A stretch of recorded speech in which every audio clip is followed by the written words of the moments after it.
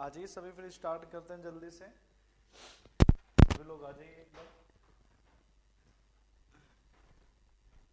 Good morning बेटा, good morning.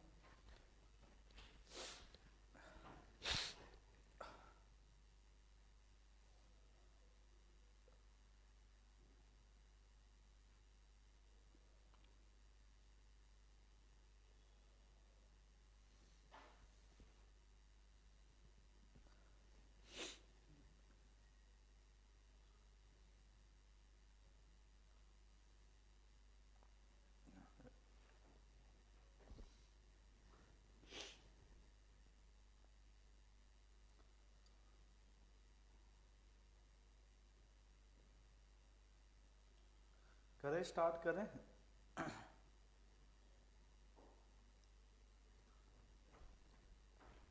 तो कल हम फॉर्म बता रहे थे कि फॉर्म कौन कौन से रहते हैं, ठीक है। तो आज बता रहे हैं आपके पास शेड्यूल, ठीक है। ये आपके पास शेड्यूल लिस्ट होती है डिपार्टमेंट के अंदर ही, ठीक है।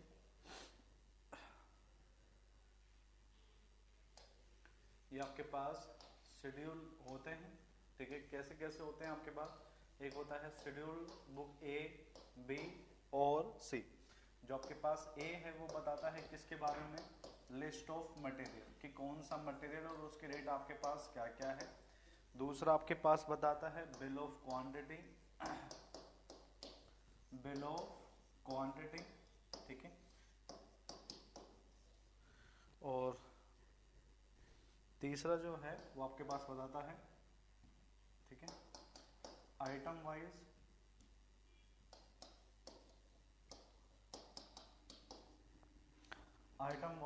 स्पेसिफिकेशन, ठीक है, आइटम वाइज स्पेसिफिकेशन। जैसे कि आप सभी को बताया था कि शेड्यूल बुक आपको क्या करता है, ठीक है। जैसे आप सभी को बताया था कि शेड्यूल बुक क्या बताता है, सबको एक वर्क के बारे में बताता है। तो आपके पास जो पहला है वो बताएगा कि कौन कौन से मटेरियल कहाँ कहाँ पे यूज करने चाहिए। सेकंड बताएगा कि कितना क्वांटिटी वहां पे यूज करना चाहिए। और तीसरा बताता है कि कौन कितना आइटम यूज करना चाहिए उस स्पेसिफिकेशन में। तो आपके पास ये ए, बी और सी, सीधा क्वेश्चन आएगा कि जो शेड्यूल ए है बुक है वो किसके बारे में बताता है, बिल ऑफ मटेरियल। जो शेड्यूल बी है वो किसके बारे में बताता है, बिल ऑफ क्वांटिटी। ये दो ही क्वेश्चन आपके पास ज्यादा आते हैं यहाँ से। अगर क्वेश्चन आते हैं तो आपके पास ये दो क्वेश्चन आते हैं, तीसरा अब तक नहीं पूछा गया। तो याद रखना, पहला मटेरियल के बारे में, दूसरा कितना क्वांटिटी वहां पे यूज कर रहे हैं। क्लियर है?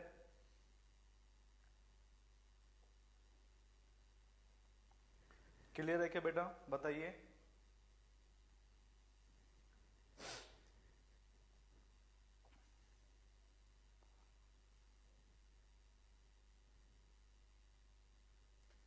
हाँ, अलग अलग होते हैं, मतलब कि या तो इनको कंबाइन करके देख लो या फिर आपके पास अलग अलग भी होते हैं।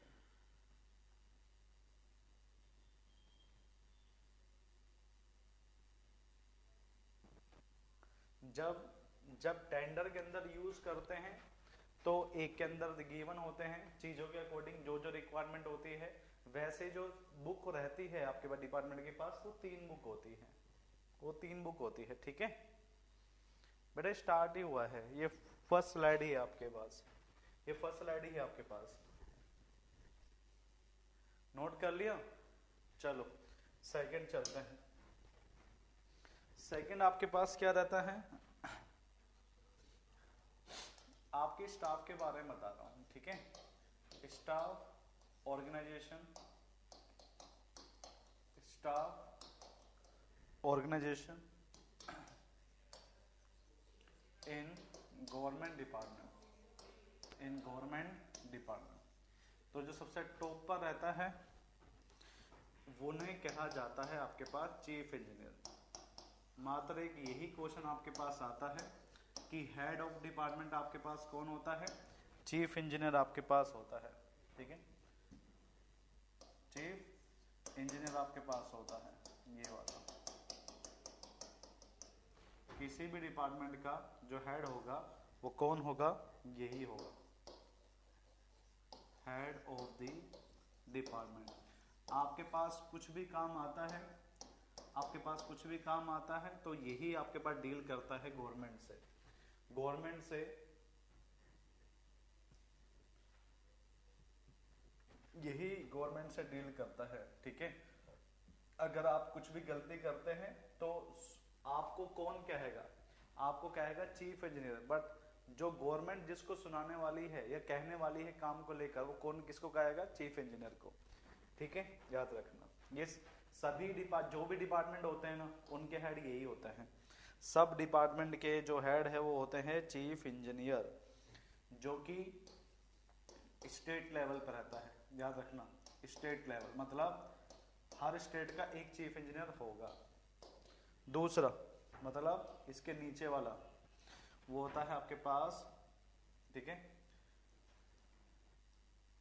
ये स्टेट लेवल पे है। सेकंड होता है एडिशनल।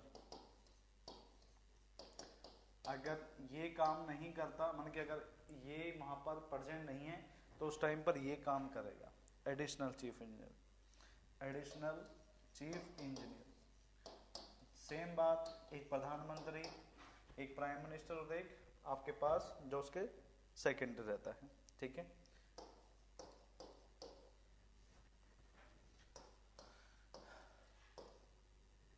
प्रेसिडेंट और वाइस प्रेसिडेंट, ठीक है, जोन लेवल, ये जोन लेवल पे रहता है, ठीक है। इसके बाद जो आपके पास बनता है वो यहाँ से बता रहा हूँ, ठीक है। तीसरा आपके पास इसके जस्ट नीचे रहता है कौन सा? Superintending engineer. ये आपके पास क्या रहता है? ये डिस्ट्रिक्ट लेवल पर रहता है। क्या रहता है? डिस्ट्रिक्ट लेवल पर रहता है, ठीक है। इसे सर्वे इंजीनियर भी कहते हैं, इसके नीचे जो आपके पास है फोर्थ, वो कौन है? वो रहते हैं आपके पास एग्जीक्यूटिव इंजीनियर, जो रहता है आपके पास डिविजनल ऑफिस। क्या होता है? Divisional office. फिर इनके नीचे जो आपके पास रहता है वो आपके पास रहता है असिस्टेंट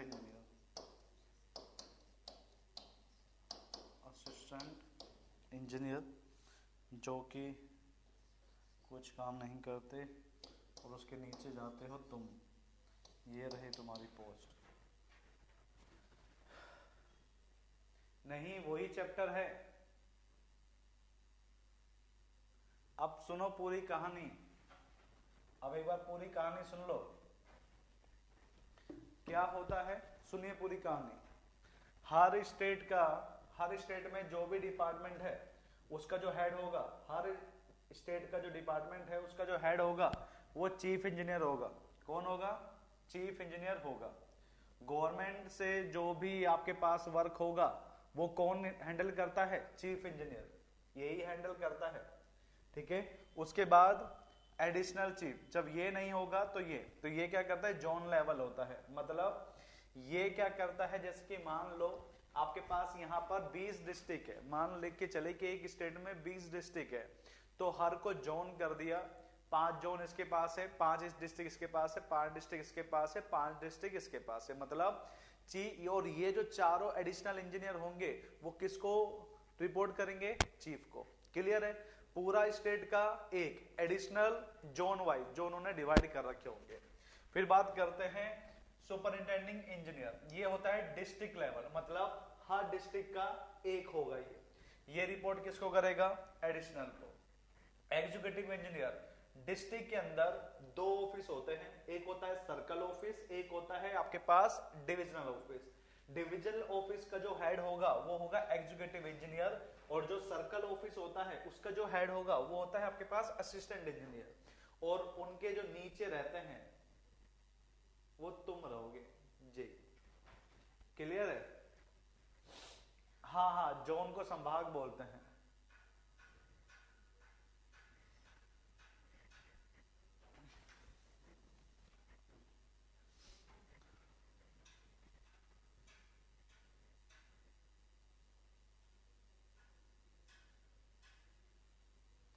इसको कहा जाता है एक्शन, इसे कहा जाता है आपके पास एक्शन, ठीक है। इसे कहा जाता है एन, और ये जो आपके पास जेन लिख रखा है इसे बोलते हैं junior engineer, junior engineer.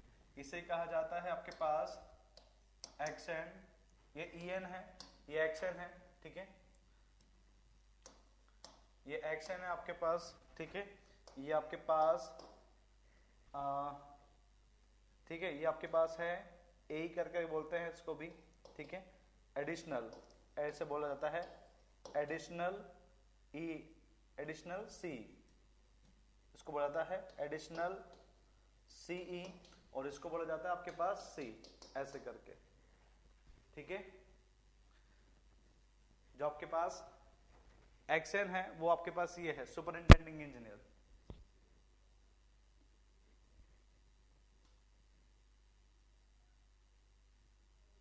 Executive के बाद असिस्टेंट इंजीनियर।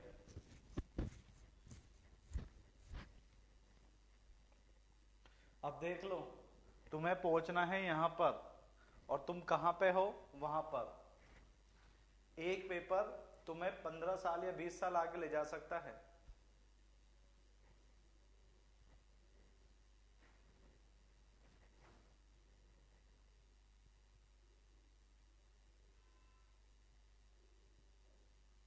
हिंदी में नहीं पता बेटा, इसे बोलते हैं मुख्य अभियंता, इसे बोलते हैं पता नहीं, उसको भी नहीं पता, इसको भी नहीं पता, अतिरिक्त अभियंता, और ये जूनियर अभियंता।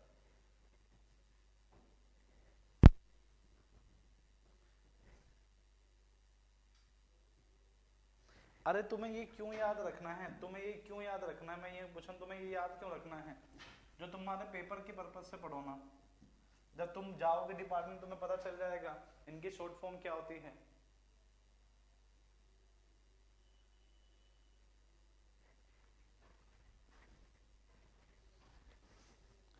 तुम्हारा रिटायरमेंट आ जाता है जब तुम चीफ इंजीनियर बनते हो।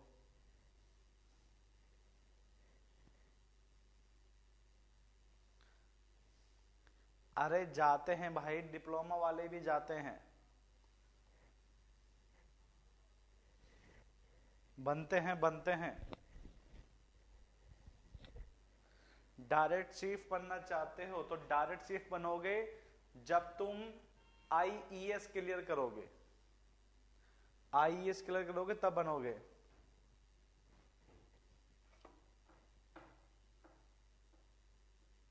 हाँ ईएसी, हाँ ठीक है, हाँ। अरे तुम जैसे ही जाओगे ना तुम्हें ये पोस्ट मिल जाएगी, और उसके जस्ट 5 साल के बाद में तुम ये बन जाओगे और फिर ये बन जाओगे। तो मतलब हाँ, तुम जाओगे यहाँ पर, तुम एग्जीक्यूटिव बनोगे, एग्जीक्यूटिव के बाद में एडिशनल, और फिर यहाँ पर इस तरीके से।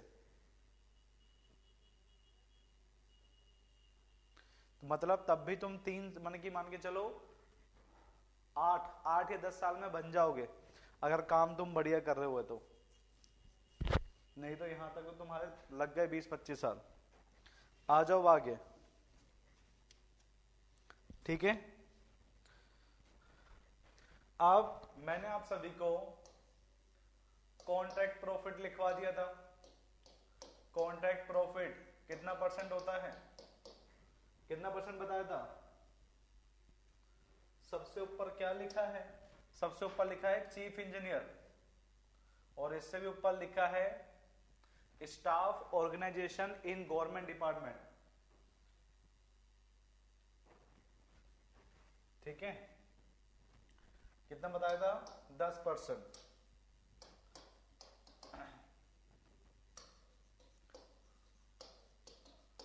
मटेरियल कॉस्ट कितना बताया था? मटेरियल कॉस्ट कितना बताया था?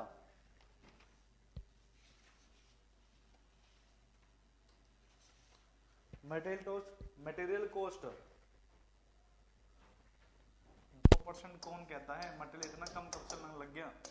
और labour cost labour cost 25%, contract plus overhead. तुम्हारे पास ये क्वेश्चन पूछ लिया तो बताओ क्या करोगे? कॉन्ट्रैक्ट प्लस ओवरहेड, बताओ कितना लोगे?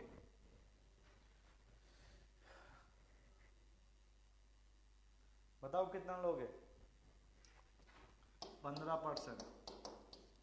ये कितना होता है? 10%। ये होता है 3 से 5%। हम मानते हैं 15%। ठीक है। और वैसे रेंज इसकी होती है कितनी? 13 से 15%। 13 से 15% होती है।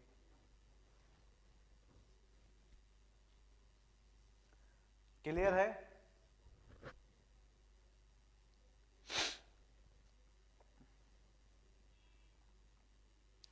तो सबसे ज्यादा कॉस्ट किसकी होती है? अगर किसी एस्टिमेट की बात करें तो सबसे ज्यादा कॉस्ट किसकी होती है? बताओ। हाँ, नोट करके लिख लो इन चीजों को, नोट करके लिख लो लास्ट में। मटेरियल और लेबर की ये दो चीजें बहुत महंगी होती है। तो जब भी हम बात करते हैं ना किसी एस्टिमेट की, ये दो चीजों का बात करते हैं। इन दो चीजों के ऊपर ज्यादा फोकस किया जाता है कि जो मटेरियल यूज करना है वो कम से कम कहां से मिल सकता है, और जो लेबर होती है वो तो खुद की होती है कॉन्ट्रैक्टर की। ये बात याद रखना, कॉन्ट्रैक्टर खुद की लेबर रखता है हमेशा परमानेंट, इसलिए उनके पैसे ज्यादा कम रहते हैं। मत मान के चलो कोई मिस्त्री 700 रुपये लेता है ना, तो जो उसकी परमानेंट वाली होगी उसको वो देता होगा 450 से 500 के बीच में। जैसे लेबर की जो छोटे मोटे लेबर होते हैं उनकी कॉस्ट कितनी है? 500। तो ये कितने देते होंगे? ये 300 के आसपास देते होंगे, क्योंकि परमानेंट है। ये तो दाढ़ी वाले होते हैं, किनको काम मिले तो ये तो 500, नहीं मिले तो अलग बात। इनकी फिक्स है कि काम हो ना हो तुम्हें पैसा मिलेगा। क्लियर है?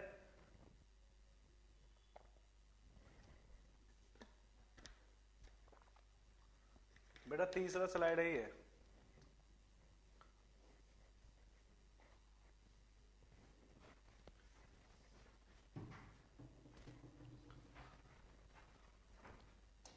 चैप्टर नंबर 5,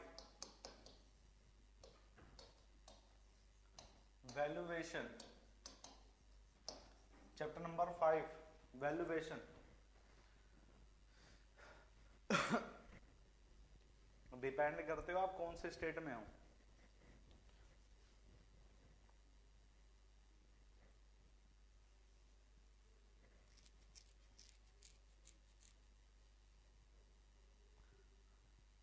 ठीक है, चैप्टर नंबर 5 स्टार्ट कर रहे हैं आज।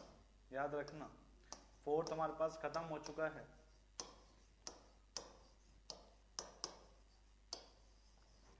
इंट्रोडक्शन।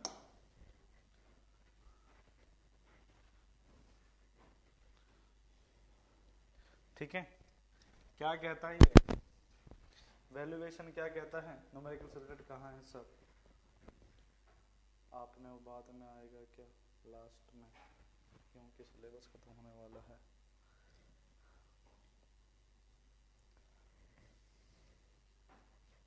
हाँ, लास्ट वाला पार्ट ही है रेट एनालिसिस। लास्ट वाला पार्ट ही है बेटा रेट एनालिसिस, उसी में डिस्कस करेंगे। जितने न्यूमेरिकल होंगे सारे के सारे एक साथ ही।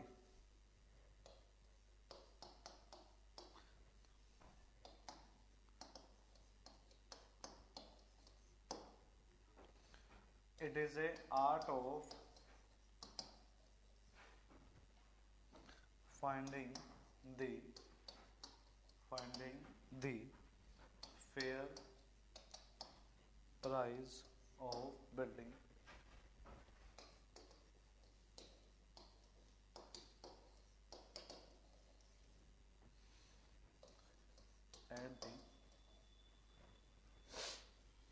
at the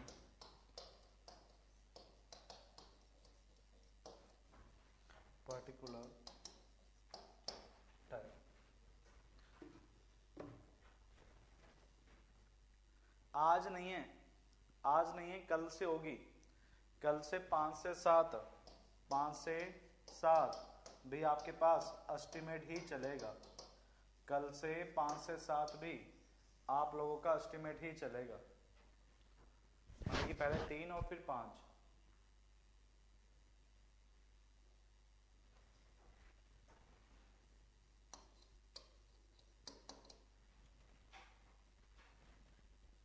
हाँ दोनों टाइम।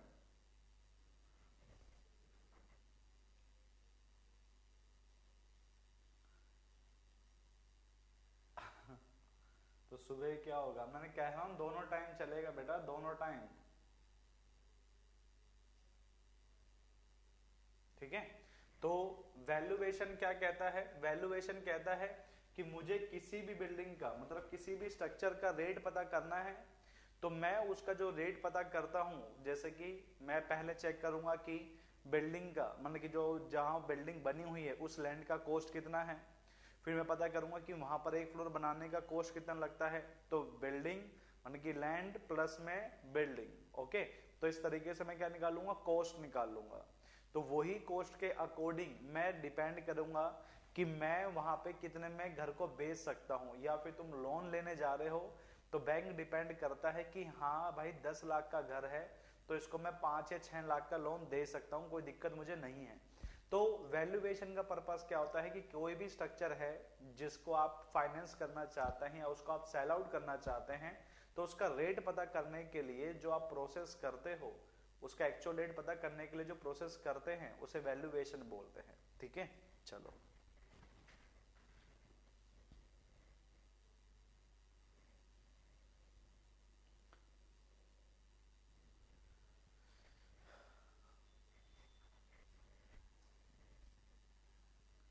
तो बीएमसी खत्म हो जाएगा 17 तक। राजश्री बेटा, शाम 2-3 दिन में बीएमसी खत्म हो जाएगा।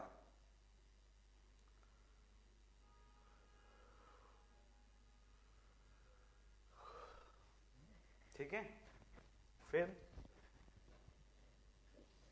लिखिए इसका पर्पस, इसका पर्पस क्या होता है।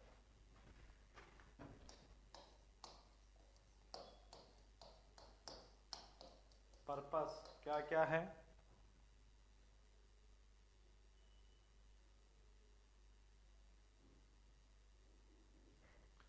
तुम्हें किसी को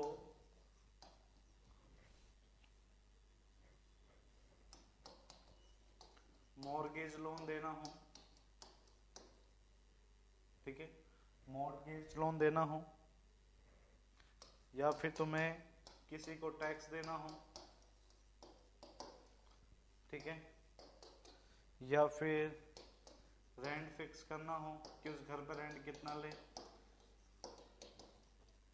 या फिर तुम्हें कोई घर क्या करना है, या तुम्हें घर को सेल करना है या फिर परचेज करना है, तो इसके लिए आप करोगे, या फिर इंश्योरेंस, मतलब कि अपना घर तुम अपने पास देने हो, अपना घर पे तुम क्या उठा रहे हो, कोई इंश्योरेंस करवा रहे हो अपना घर का, तो इंश्योरेंस प्रीमियम के लिए, फॉर इंश्योरेंस प्रीमियम के लिए जो बड़ी बड़ी दुकानें होती है ना, वो लोग सब फाइनेंस करवाते हैं। कुछ भी आपके पास वहाँ पर एक्सीडेंट हो जाए कुछ भी, तो उनका जो खर्चा होगा, जो भी वहाँ पे मटेरियल था, तो सारा कॉस्ट कौन देगा, इंश्योरेंस कंपनी देगी। ठीक है, और सिक्स्थ आपके पास क्या होता है, for assessment of, for assessment of stamp duty, for assessment of stamp duty. Stamp duty क्या रहता है, जब तुम घर अपने पास किसी को सेल करते हो ना, जब तुम किसी घर अपने घर को सेल करते हो या फिर परचेज करते हो, परचेज करते वक्त कुछ टैक्स गवर्नमेंट को देना पड़ता है, तो जो टैक्स आपके पास रहता है ना, उस टैक्स को क्या बोला जाता है, स्टाम्प ड्यूटी। ठीक है, क्या कह रहा हूं, जब तुम किसी के घर को परचेज करते हो तो तुम्हें कुछ टैक्स देना पड़ता है गवर्नमेंट को, तो वो कहलाता है stamp duty.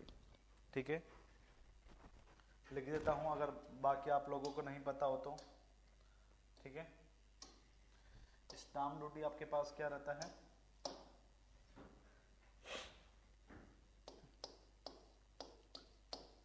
To pay tax to government at the time of to government at the time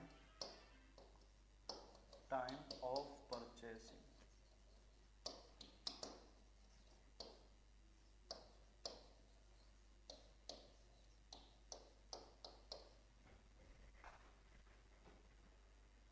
अरे बैनामा अलग होता है। सेकंड वाला क्या है? टैक्स। टैक्स देना पड़ता है जमीन को, जमीन का टैक्स देना पड़ता है आप लोगों को। जैसे बोला जाता है डेवलपमेंट टैक्स। परचेस के आगे क्या लिखा है? परचेसिंग लैंड और हाउस। कोई जमीन या घर खरीदते हैं तो उस टाइम पर देना पड़ता है।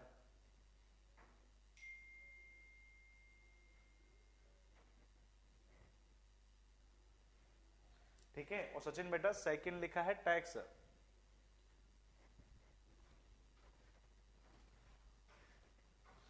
नहीं बेटा पता नहीं अभी।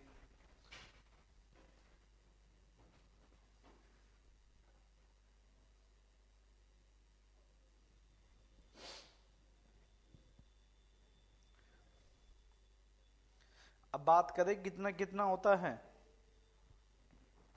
अब बात करें कितना कितना होता है।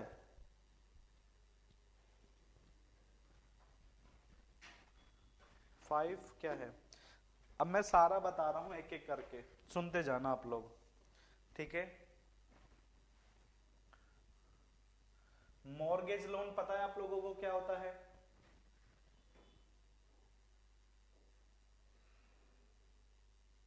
नहीं पता?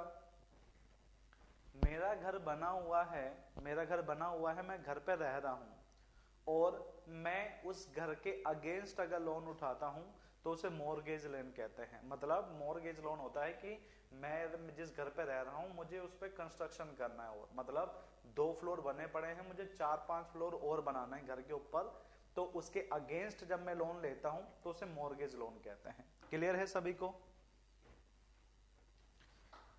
हाँ, गिरवी रखा जाता है प्रॉपर्टी को, बनी हुई प्रॉपर्टी को। ठीक है, क्लियर है? अब बात करते हैं टैक्स की। अब बात करते हैं टैक्स की। ठीक है, चलो बात करते हैं। ठीक है, टैक्स जनरली कितना लगता है वहां पर? ठीक है, इसको अलग से बता रहा हूं मैं यहां पर। पहले हम बात कर रहे हैं आपके पास टैक्सेशन कितना लगाया जाता है। ये जनरली आपके पास होता है कितना? ये आपके पास होता है 14% of the net income, of the net income, 14% of net income. मतलब आपके घर से अगर कुछ पैसा आ रहा है तो आपके पास एनुअली कितना परसेंट देना पड़ता है? आपके पास 14%। तो पूछा जाता है कि जब हम वैल्यूएशन करते हैं तो जो टैक्स लगता है आपके पास घर पे वो कितना परसेंट लगता है? तो याद रखना नेट इनकम के 14%, 14% ऑफ नेट इनकम आपके पास ये टैक्स लगता है। क्लियर?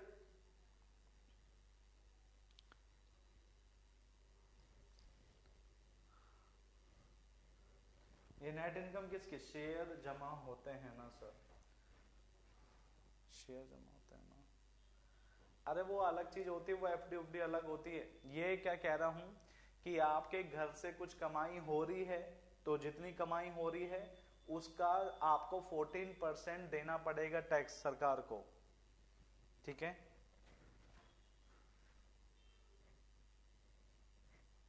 अरे होम लोन अलग होता है,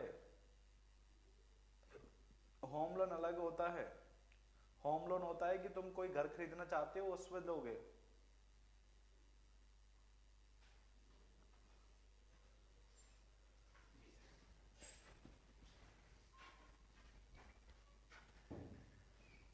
अरे होता नहीं कि आपके पास, जैसे कि मान लो आप किराए पे दे रहे हो, ये कुछ ऐसे दे रहे हैं, देना पड़ता है।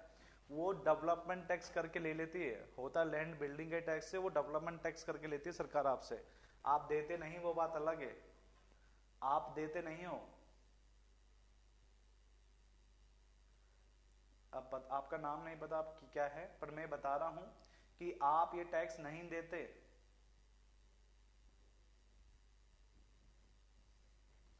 फिर सरकार कैसे लेती है? अब ये देख लो, ये आपके पास टू टाइप्स के हो जाते हैं, ये जनरली आपके पास टू टाइप्स हो जाते हैं। ये दो टाइप्स आपके पास कौन कौन से होते हैं? एक आपके पास होता है डायरेक्ट टैक्स, एक क्या होता है? Direct tax. डायरेक्ट टैक्स आपके पास कौन कौन से रहते हैं? इन्हें बोला जाता है आपके पास wealth tax,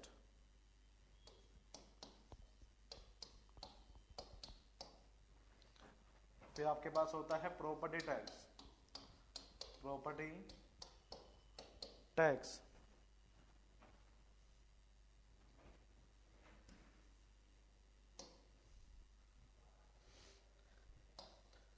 commercial tax, commercial tax करके ले लेगी, या फिर कह देगी आपको इनकम टैक्स है ये, फिर कह देगी कि इनकम टैक्स है। अब ये भी नहीं दोगे तो कह देगी ये प्रॉपर्टी टैक्स है। इस तरीके से सरकार ले लेती है आपसे, इस तरीके से सरकार आपसे पैसा ले लेती है। ठीक है, मैं क्या कह रहा हूं, नेट इनकम का 14% लेना होता है उनको। अब वो कैसे ही ले लेती है आपसे, वेल्थ बोल के ले लेगी, कॉमर्शियल बोल के ले लेगी, इनकम बोल के बोल देगी, प्रॉपर्टी करके। अब आपको एग्जाम में क्या आता है, अलग अलग नाम आते हैं और कहता है कि बताओ कि कौन सा आपके पास टैक्स डायरेक्ट है। तो आपको याद रखना है वी कम इन प्रो, ये आपके पास डायरेक्ट टैक्स होते हैं, याद रखना। वी का मतलब वेल्थ, कम का मतलब कॉमर्शियल, इन का मतलब इनकम और प्रो का मतलब property. We come in pro, ये सारे टैक्स आपके पास कौन से हैं? डायरेक्ट टैक्स है।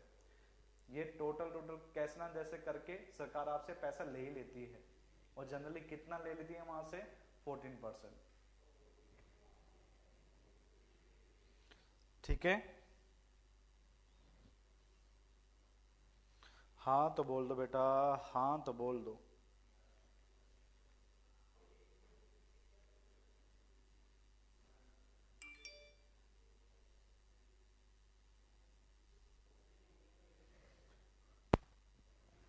ऐसे ही सरकार फिर आपसे पैसा बोल लेके ले लेगी और क्या कहेगी, ये इनडायरेक्ट टैक्स है। आपको पता ही नहीं चलता कि आपसे ले भी लिए जाते हैं। इनडायरेक्ट टैक्स कैसे होते हैं आपको पता ही नहीं चलता, बट आपसे ले लिए जाते हैं। जैसे कि excise duty, excise duty tax,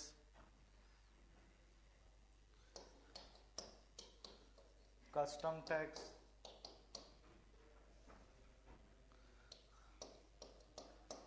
service tax, entertainment tax, ये टैक्स होते हैं indirect.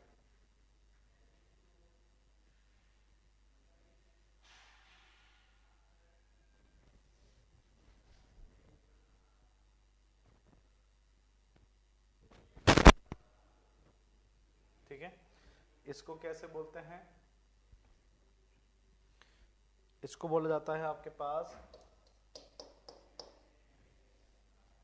Excuse me, excuse me करके याद रखा जाता है इनडायरेक्ट टैक्स को। ई एक्स से एक्साइड, सी यू से कस्टम, एस ई से सर्विस और एंटरटेनमेंट से एम ई। ठीक है, इसका फर्स्ट एंड लास्ट वाला एक्साइड ड्यूटी टैक्स क्या होती है? एक्साइड ड्यूटी टैक्स आपके पास होती है कि आप कोई दूसरे स्टेट से कोई मटेरियल मंगा रहे हैं। जब आप किसी दूसरे स्टेट से मटेरियल मंगाते हैं और उसका कॉस्ट 50 लाख से ज्यादा होता है, तो आपको वहां पर 1 या 2% कुछ टैक्स देना पड़ता है। अब तुम सोचो कि अगर मैं 1 करोड़ का माल मंगा रहा हूं बाहर स्टेट से, मतलब कि मेरे स्टेट से बाहर, तो वो मुझसे 2% ले रहे, मतलब मैं 2 लाख उनको देना पड़ेगा। बहुत ज्यादा टैक्स होता है, समझे? क्लियर? एक्साइज ड्यूटी समझे कि मैं जो मटेरियल मंगा रहा हूं वो दूसरे स्टेट से मंगा रहा हूं, तो उसे बोलेंगे आपके पास एक्साइज ड्यूटी। क्लियर? 50 लाख से ऊपर लगना स्टार्ट हो जाता है 2% के आसपास। ठीक है। कस्टम टैक्स आपके पास क्या होता है, जब किसी दूसरी कंट्री से आप सामान लेकर आते हो तो आपको टैक्स देना पड़ता है। जब आप किसी दूसरे कंट्री से कुछ सामान लेकर आते हैं तो आपको वहां पे कस्टम टैक्स देना पड़ता है। अब इसके बारे में वो नहीं है नॉलेज कि कितना देना पड़ता है, ठीक है, पर फिक्स रहता है कि आप इतने तक के ही सामान लेके आ पाओगे, और इससे अगर ज्यादा का सामान लेकर आते हैं तो आपको कस्टम टैक्स देना पड़ेगा। फॉर एग्जाम्पल जो कार होती है बाहर की कंट्रीज में सस्ती होती है एज कम्पेयर टू यहाँ के, तो अगर आप वहां से अगर कार लेकर आते हो तो आपको उतना ही पैसा पड़ जाता है क्योंकि आपके पास टैक्स लग जाता है। फॉर एग्जाम्पल अगर आप सोना लेकर आना चाहते हैं सऊदी अरब से तो भी आपके पास टैक्स लग जाता है। आप फॉर एग्जाम्पल शायद या 1 या 2 तोले आप लेके आ सकते हो, और उससे ज्यादा अगर आप लेकर आना चाहते हो वहां से, जैसे कि अगर वहां पे अगर कॉस्ट देखोगे यहाँ पे 50 के आसपास चल रही तो वहां चल रही होगी 35 के आसपास, तो 15,000 रुपए बच रहे हैं, ठीक है, पर तोला। तो अगर मान लो कि आप 2 तोला ही ला सकते हो, उससे ज्यादा लेकर आ रहे हो तो आपके ऊपर टैक्स लग जाएगा, और टैक्स लग के वो बराबर ही पड़ जाता है जो इंडिया की रेट होती है, ऐसा आपके पास होता है, ठीक है। सिर्फ 2% दो तोला ही ला सकते हो, उससे ज्यादा नहीं ला सकते, ठीक है। सर्विस टैक्स क्या होता है, जैसे कि आप होटल में कहीं खाना खाने गए तो वो सर्विस टैक्स हो गया। इंटरटेनमेंट टैक्स क्या होता है, आप कोई भी सामान लेते हैं तो मॉल से जैसे मूवी देखने गए तो मूवी के नीचे तो तुम्हें पता नहीं लगता, तुम्हें तो सिंपल सा पता होता है कि 300 रुपए की टिकट है, पर 300 रुपए की टिकट के अंदर 300 रुपए की टिकट के अंदर क्या क्या होता है वो आपके ऊपर है। 300 रुपए टिकट के ऊपर जो आपके पास रहता है वो आपके ऊपर, नोट करिए इसको। हाँ सर बोलिए।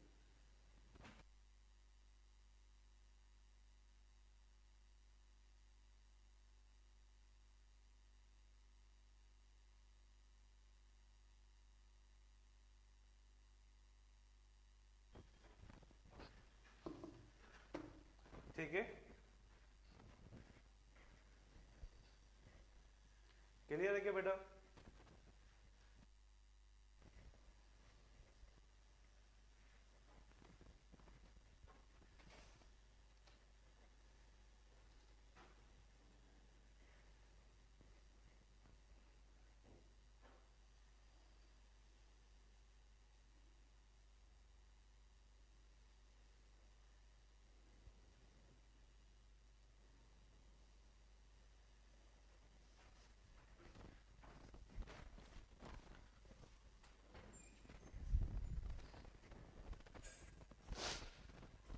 ओके सर, नेट गया।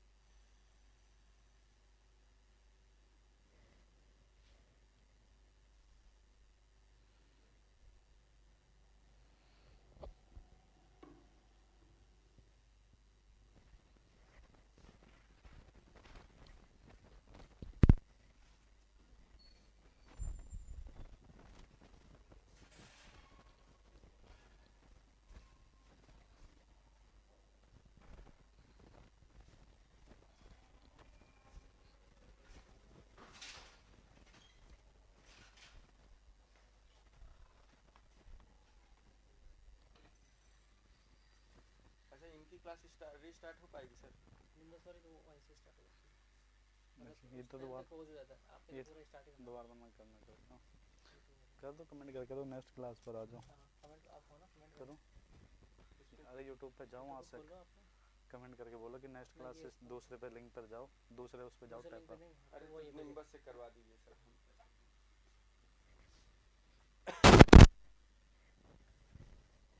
दहेज की गाड़ी, दहेज वाली। अरे नहीं यार, ये मेरी खरीदी हुई गाड़ी है। गोल्डन कोई नहीं खरीदते तो मैं बता देता हूँ। अरे सर मुझे ये अच्छी लग रही थी, मेरी खरीदी हुई। ये गिफ्ट में चाचा ताऊ ने दी होगी, मुझे पता। सही बता रहे और रुकने के बाद सोनाटा और टाइटन की तो कोई ना दे।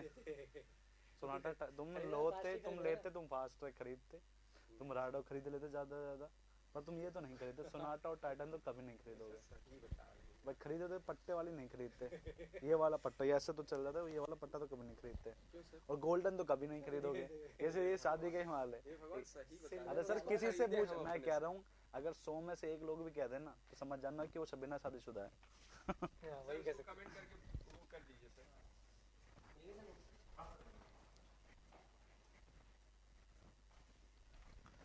सही बताओ किस चाचा ताऊ ने दी थी? चल गया, चल रहा है। नई क्लास स्टार्ट होगी ना।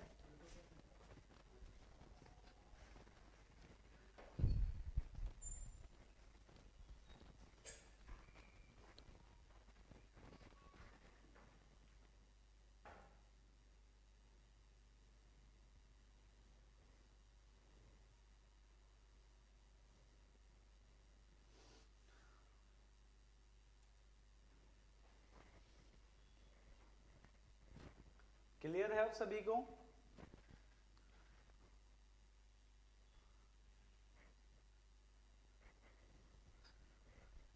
कुछ नहीं हुआ।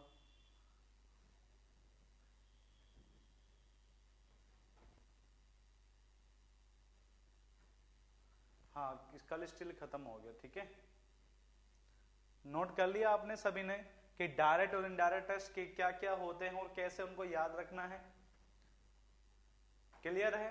और प्रॉपर्टी के ऊपर कितना लिया जाता है? 14%। प्रॉपर्टी के ऊपर कितना लिया जाता है? 14%, ठीक है। अब नेक्स्ट जो पॉइंट है हमारा, जो नेक्स्ट हमारे पास पॉइंट है, ठीक है।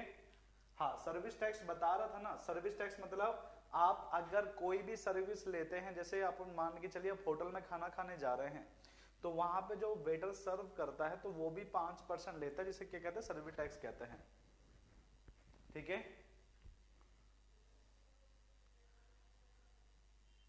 क्लियर है बेटा सचिन?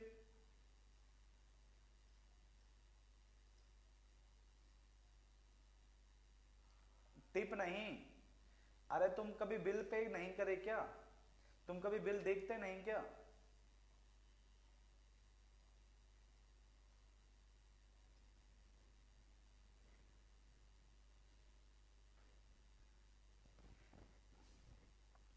कभी देखना, कभी होटल में खाना खाने खाने जाओ तो तुम पे करोगे, और पे करने वाले को देखना, पे करते हुए देखना बिल के अंदर, ठीक है। और एंटरटेनमेंट के लिए आप मूवी देखने जाना मॉल के अंदर, और उस बिल को आप अच्छे से देखना, उसमें देखना नीचे क्या लिखा होगा। इनका टैक्स नहीं होता, इनका टैक्स आपसे नहीं पूछ सकता, क्योंकि स्टेट टू स्टेट वेरी करते हैं ये चीजें। ये वाली चीज तो इंटरटेनमेंट सर्विस नॉर्मली 5% होता है, कस्टम नहीं पता, ठीक है। इनका टैक्स नहीं पूछेगा तुमसे, इन सबका परसेंटेज तुमसे नहीं पूछता।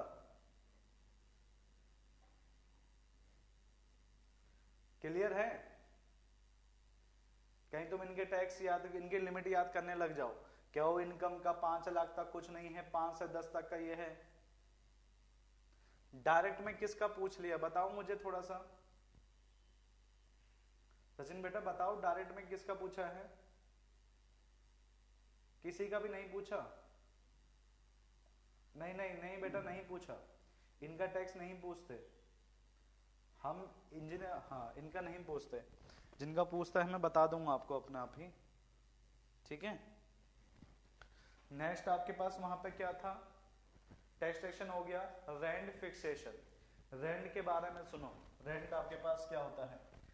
रेंट फिक्सेशन का मतलब आपके पास क्या होता है, अब इसकी बात करते हैं।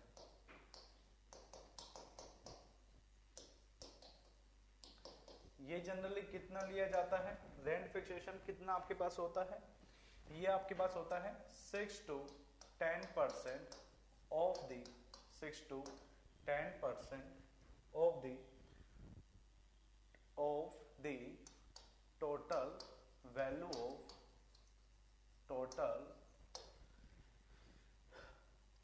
of property as the annual rent। होता क्या है मैं आपको बताता हूं। रेंट फिक्सेशन का मतलब आपने घर बनाया और उस घर को किराए पे चढ़ा दिया। आपने कोई घर बनाया और उस घर को क्या करा, किराए पे चढ़ा दिया। जब किराए पे चढ़ाते हैं तो आप देखते हैं क्या कि आपको वहां से किराया मिलता है। हर महीने आप किराया लोगे और जो एक साल का जो किराया होगा ना, जो एक साल का एक किराया होगा वो आपके पास प्रॉपर्टी के 6 से 10% तक वेरी करना चाहिए। मतलब मेरा जो प्रॉपर्टी है वो आपके पास मान के चलो 1 लाख का है। कितने लाख का है? 1 लाख का है। तो मैं किराया कैसे फिक्स करूंगा? मैं किराया इस तरीके से फिक्स करूंगा कि मुझे ईयरली वहां से 6,000 से लेकर 10,000 मिल जाए। इस तरीके से अगर मेरा 1 लाख का घर है तो मैं किराया इस तरीके से फिक्स करूंगा कि मुझे हर साल 6,000 से लेके 10,000 मिल जाए। ये आपके पास होता है रेट फिक्सेशन। ऐसा क्यों जरूरी है बेटा? जरूरी ऐसा क्यों है? क्योंकि तुम घर में रह नहीं रहे और जो लोग घर में रह रहे हैं वो सिर्फ उसको यूज करते हैं, जो उसका मेंटेनेंस है वो खराब हो जाता है। तो मतलब एक टाइम के बाद में आपको इसको वापस रिन्यू करवाना पड़ेगा। तो इसलिए आप थोड़ा थोड़ा पैसा जोड़ते रहते हैं रेंट का ही, तो जो उसको वापस रिपेयर कर सके। क्लियर?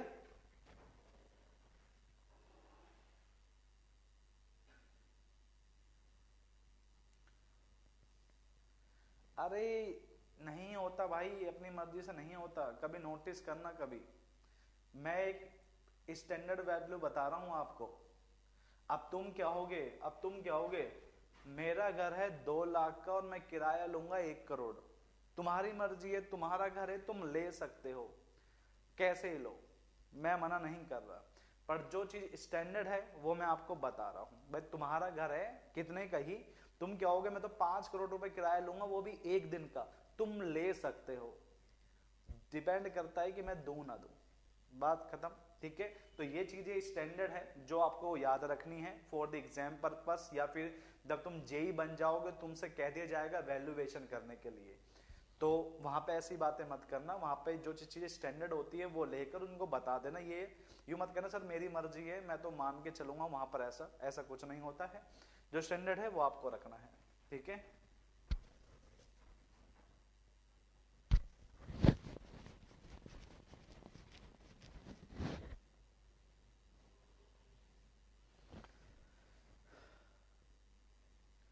और इनमें से कुछ जरूरी है, इनमें से नहीं, बस इतना ही आपको नॉलेज के लिए इतना जरूरी है। ठीक है? ना सेल परचेस, ये कोई जो नहीं, इंश्योरेंस प्रीमियम ये भी नहीं, ये ठीक है। चलो बस यहाँ पे खत्म। अब बात करते हैं, ये नोट कर ली सभी चीजें आपने?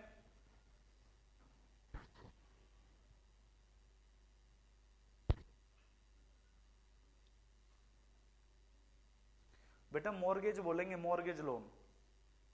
मॉर्गेज ले लोगे या होम लोन ले लोगे? बेटा इंश्योरेंस का फिक्स नहीं होता। इंश्योरेंस है कि तुम कितना पैसा लेना चाहते हो, और डिपेंड करेगा कि तुम्हारा वहां पे मटेरियल किस कॉस्ट का रखा हुआ है। देवकन बेटा इंश्योरेंस का फिक्स नहीं होता। क्यों? डिपेंड करता है तुम कितने का करवाना चाहते हो। तुम हर्जाना कितना लेना चाहते हो, 50 लाख का, 1 करोड़ का, 2 करोड़ का। और दूसरा डिपेंड करता है कि जो तुम्हारा घर है वहां पर उतना मटेरियल है या नहीं, इस चीज लिए। ठीक है? तो ये इंश्योरेंस जो सेल और ये है ये फिक्स नहीं होते। क्लियर है? चलो आगे बढ़ते हैं। ठीक है? अब बात करते हैं नेक्स्ट डेफिनेशन। ठीक है? ये कुछ इंपॉर्टेंट डेफिनेशन है यहां पर भी जो हमारे लिए जरूरी है। Important definition for valuation. ठीक है? वैल्यूएशन के लिए कुछ जरूरी बातें। पहला आपके पास है कॉस्ट। कॉस्ट क्या होता है ये लोगों को नहीं पता होता। कॉस्ट क्या होता है, प्राइस क्या होता है, एमआरपी लोगों को नहीं पता होता। ठीक है, तो मैं कॉस्ट बता रहा हूं। ये आपके पास होता है अमाउंट रिक्वायर्ड फॉर मैन्युफैक्चरिंग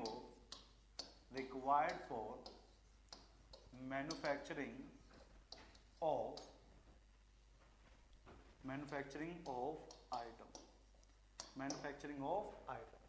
किसी भी चीज को बनाने के लिए आपका जो भी खर्चा आएगा, किसी भी चीज को बनाने के लिए आपका जो खर्चा आता है उसे बोलते हो कॉस्ट। अब बात है कि सर प्राइस किसको कहते हैं, हम ये भी बता दो। प्राइस जो आपके पास होता है वो आपके पास क्या होता है, उसके अंदर आपके पास कॉस्ट ऑफ मटेरियल, जिस कॉस्ट में वो बना है, साथ में जुड़ा होता है आपके पास क्या, जुड़ा होता है आपके पास प्रॉफिट ऑफ मैन्युफैक्चरर।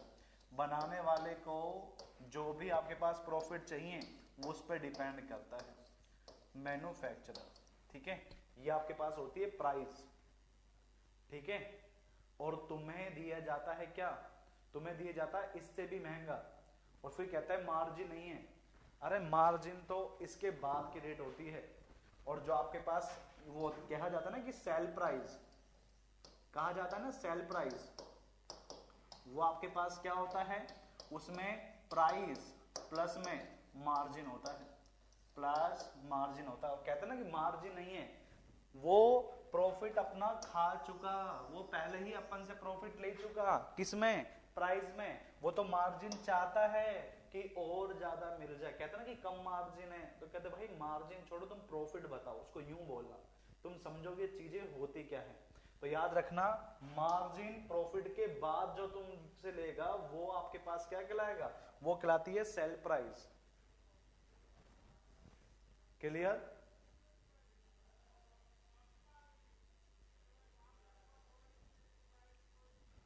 टैक्स नहीं जुड़ता, यहाँ पैसा जुड़ता है, सब कुछ लगा के बता देता भाई ये पैसा मैं लूंगा। क्लियर है?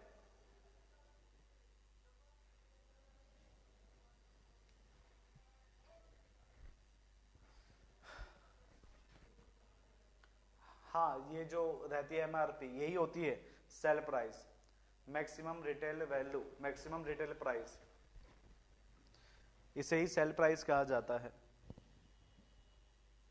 वो एमआरपी कहलाता है बेटा, मैक्सिमम रिटेल प्राइस, कुछ ऐसे नाम है इसका। ठीक है, हाँ यही तो मैं कह रहा, मार्जिन बहुत रहता है, प्रॉफिट तो वो ले चुके पहले ही, अब वो तुमसे मार्जिन और कहता है, देख लो। और तब भी कहते हैं अरे यार पैसा नहीं है, कमाई नहीं है, क्या करे, तब भी ऐसे ऐसी बातें करते हैं लोग। सोच रहे कमाई नहीं होती हो तब भी वो कैसे पैसा कमाते रहते हैं। अगर वो सेम प्राइस पे भी बेच देंगे तो भी वो प्रॉफिट खाते हैं। कितने बजे तक, मतलब हाँ मेडिकल में भी तो यही चीज है। हाँ पानी की बोतल में भी यही रहता है। 1 बजे तक की तो होगी क्लास, 1 बजे तक। Gross income, total income from all source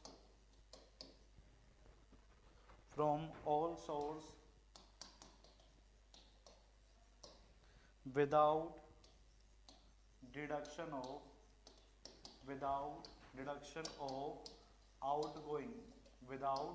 deduction of outgoing। Okay clear है? ग्रॉस इनकम, तुम्हारे पास कहीं से भी पैसा आ रहा हो, तुम्हारे पास कहीं से भी पैसा आ रहा हो, बट उसमें से कहीं पे भी कुछ खर्चा हो रहा हो ना, वो मत देखना।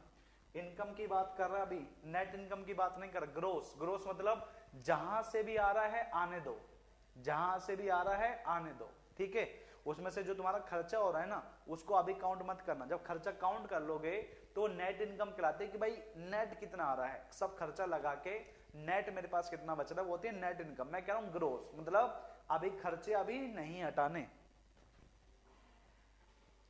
ठीक है बेटा सचिन, अब समझ गए?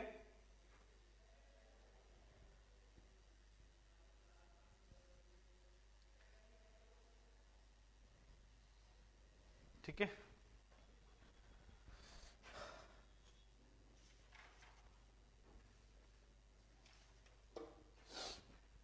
अगर आपसे कह दे,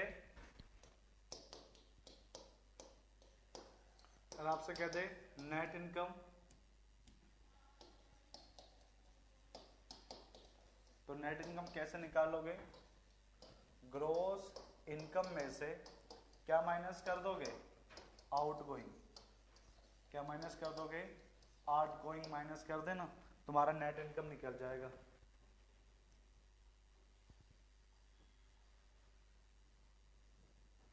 अच्छा देखो, तुम्हारे पास कहीं से भी पैसा आए वो ग्रोस इनकम है। बस खर्चा, तुम्हारा कुछ खर्चा होता होगा पैसे कमाने के लिए। फॉर एग्जांपल मान के चलो तुम अभी ट्यूशन पढ़ाते हो बच्चों को, ट्यूशन पढ़ाते हो बच्चों को, ट्यूशन पढ़ाते हो तो तुम्हें बच्चों से फीस मिलेगा। अब तुम बच्चों को जब पढ़ाओगे तो तुम्हारा कुछ पेन आपके पास लगेगा, पेन को जो रहता है तुम्हारा खर्चा, तो पेन का जो तुम्हारे खर्चा हो रहा है, तुम्हारे पास बोर्ड लगाया उसका खर्चा, तुमने टेबल लगाई उसका खर्चा, तुमने बैनर लगाए उसका खर्चा, तुम्हें वो खर्चे नहीं देखने। तुम्हें देखना कि भाई पैसा कितना आया है मेरे पास एक महीने में, वो तुम्हारे पास ग्रोस इनकम है। अब मैं कहता हूँ कि तुम नेट इनकम बताओ, तो नेट इनकम में तुम्हें क्या करना पड़ेगा? तुम्हारे एक महीने के अंदर तुमने ट्यूशन चलाने के लिए जो भी खर्चा किया है, फॉर एग्जाम्पल लाइट का, पंखे का, ठीक है, पेन का खर्चा, बैनर का खर्चा, आपके पास यहाँ पर ये सब कुछ खर्चा आपके पास आ जाएगा। क्लियर क्या?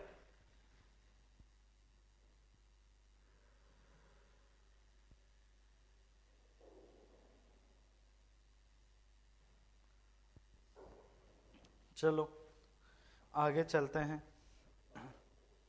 नेक्स्ट आपके पास जो प्रॉपर्टी है, नेक्स्ट आपके पास जो प्रॉपर्टी है उसे बोला जाता है आपके पास perpetual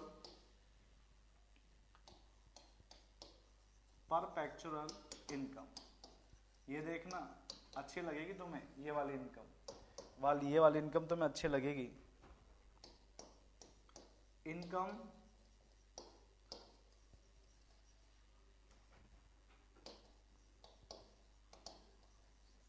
received for indefinite time। ठीक है, एग्जाम्पल पेंशन। परपेचुअल इनकम का मतलब आपके पास क्या है? परपेचुअल इनकम क्या कहता है? मेरे पास पैसा आता रहे पूरी जिंदगी भर, तो वो होती है perpetual income. For example pension. अब तुम क्या होगे सर हमारे लिए भी है क्या कुछ ऐसी इनकम? बेटा हाँ है, यहां ब्रैकेट करके लिख देना पापा का पैसा, वो तुम्हारे पास परपेचुअल है, मतलब जिंदगी भर तुम्हें वो पैसा आता रहेगा। क्लियर क्या?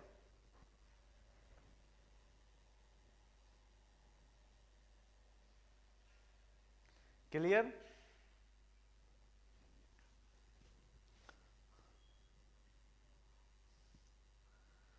अरे राशिदी बेटा कहाँ, अभी बहुत चीजें तुम्हें मिलने वाली है, तुम देखना अभी बहुत चीजें मिलने वाली है। अभी कहाँ से बंद हो जाएगी वो? अभी तुम्हारी फीस भी तो वहीं से आई होगी।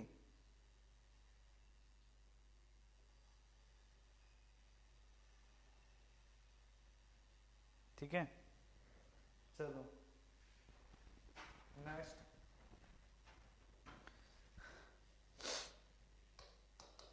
नेक्स्ट आपके पास ये होती है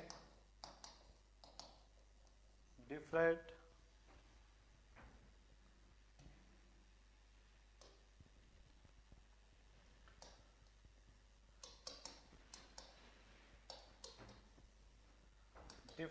इनकम। ठीक है, डिफरेंट इनकम क्या रहता है?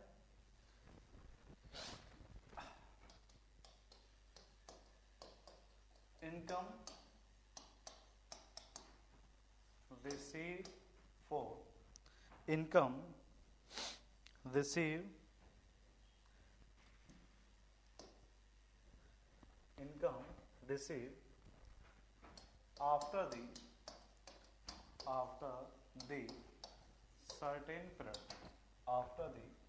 certain period, ये आपके पास होती है। जैसे क्या कहते हैं, सर्टेन period, इसे कहते हैं कौन सी, इंश्योरेंस पॉलिसी।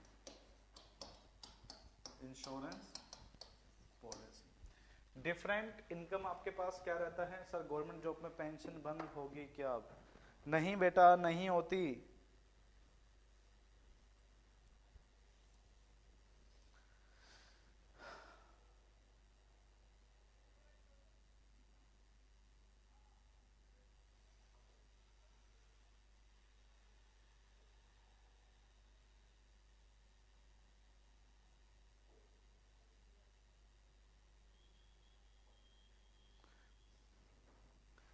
अगर ऐसे ही करते रहोगे तो मैं सिर्फ लिखवाता रहूंगा, ये बात याद रखना।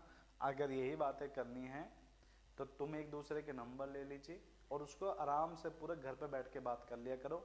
मैं तुमसे कुछ नहीं कहूँगा, क्लास के टाइम पे मत किया करो। नंबर ले लो एक दूसरे के, जैसे क्लास खत्म कॉन्फ्रेंस पे लगाओ और सब मिलकर बैठे बात करते रहो, कितना पैसा मिलेगा, क्या मिलेगा, ठीक है? तो क्लास में मत करना।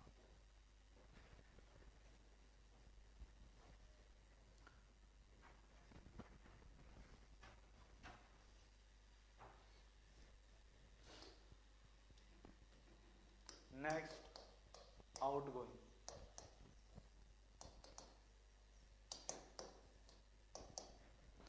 Next, outgoing.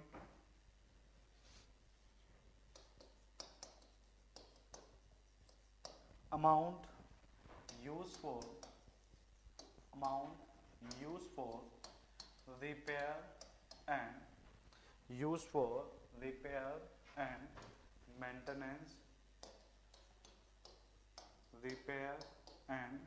maintenance of property। Outgoing का मतलब होता है कि तुम्हारा खर्चा कितना हो रहा है। मतलब फॉर एग्जाम्पल कि तुम घर में रह रहे हो तो कोई सी बोर्ड खराब हो गया तो वो आपका खर्चा। हर साल के अंदर दीपावली के टाइम पर आप जो व्हाइट वॉशिंग करवाते हैं, कलर पेंटिंग करवाते हैं, उसका खर्चा, या फिर आप कुछ भी खराब हो जाता है तो XYZ सभी खर्चे वो आपके पास आउटगोइंग आ जाएगा। मतलब अमाउंट जो कि यूज किया जाता है किस लिए, रिपेयर और मेंटेनेंस के लिए, तो वो सारा खर्चा किसका है, आउटगोइंग का। क्लियर? तो मतलब सारे खर्चे आ जाने वाले हैं इसमें। क्लियर ना? सारे खर्चे इसमें आ जाने वाले हैं। ये और देख लो फिर क्या होगा, नहीं बताया।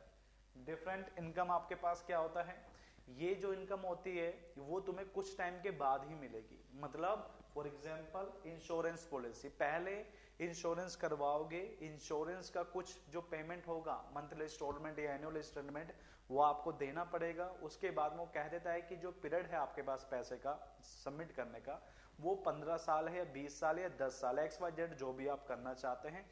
उसके बाद में ये पैसा प्लस में इंटरेस्ट आपको एक टोटल अमाउंट मिल जाता है। ठीक है? तो वो आपके पास किस इनकम में आएगी, वो आएगी आपके पास डिफरेंट इनकम के अंदर। मतलब ये तुम पहले जमा करोगे और उस पीरियड के बाद तुम्हें मिलेगी। क्लियर? क्या डिफरेंट नहीं है, डिफरेंट। ठीक है? ERED है बेटा वो। ठीक है?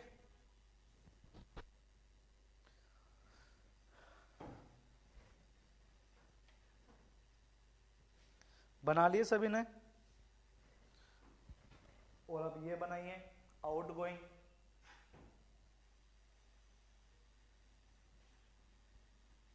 Amount use for repair and maintenance of property. Amount use for repair and maintenance of property. ठीक है? एग्जाम्पल अगर आप कहना चाहते हैं एग्जाम्पल सर, तो आपके पास व्हाइट वॉशिंग लिख देना। व्हाइट वॉशिंग जो आप दीपावली पे करवाते हैं, या फिर कोई लिफ्ट खराब हो जाए आपके पास, उस लिफ्ट का मेंटेनेंस आपके पास आ जाएगा। ठीक है? बहुत सारे काम होते हैं खर्चे के लिए, तो हम ये थोड़ा एग्जाम्पल मान लेते हैं। क्लियर? चलिए नेक्स्ट आपके पास जो है उसे बोला जाता है आपके पास स्क्रैप वैल्यू। क्या बोला जाता है? Scrap value. स्क्रैप वैल्यू आपके पास क्या होती है बता देते हैं इसको, ठीक है। ये आपके पास होता है value of dismantle, value of dismantle, dismantle property, dismantle property after the end of life, end of design life, ठीक है। नोट करके लिखना कि कितना होता है, अगर तुमसे पूछ ले तो कितना होता है कि बता देना कि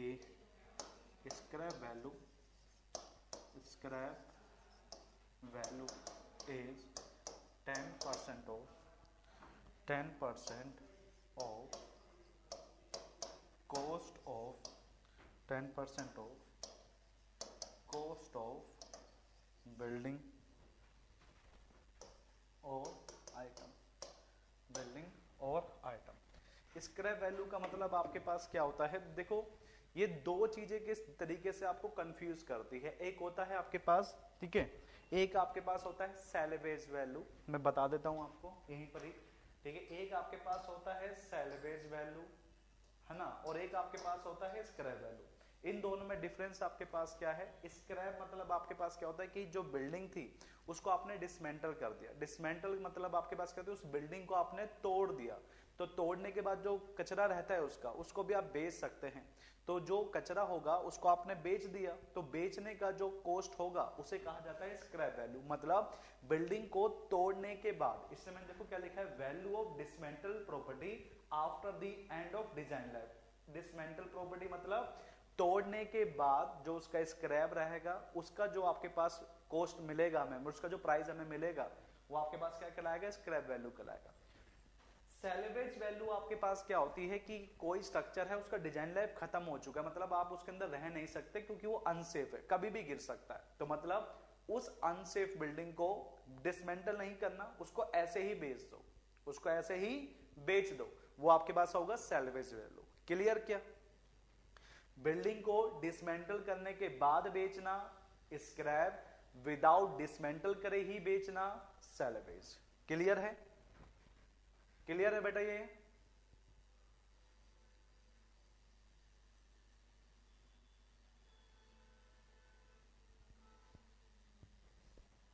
मशीन में कौन सा होता है बेटा? मशीन में आपके पास सैल्वेज होता है। अगर हम मशीन की बात करेंगे तो उसमें सैल्वेज होता है, क्योंकि मशीन को डिसमेंटल नहीं करते, मशीन जैसी होती है उसको वैसे ही बेच देते हैं। जो अदर साइड में जो पर्सन है जिसको हम बेच रहे हैं वो उसका रिपेयर करवा के अपने में यूज कर लेता है। ब्रिक्स का नेगेटिव होगा, ब्रिक्स का नेगेटिव होगा, बताऊंगा अभी और भी चीजें। ब्रिक्स का नेगेटिव कहेंगे क्योंकि ब्रिक्स का तो यार तुम करोगे क्या, बताऊंगा मैं अभी सभी चीजें आपको।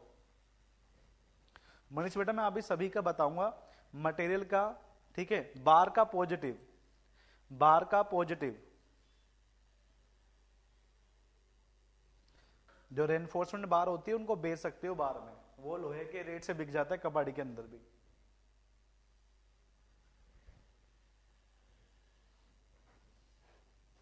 नोट कर लिया आपने? सीमेंट नेगेटिव, बिल्कुल सही, सीमेंट का negative,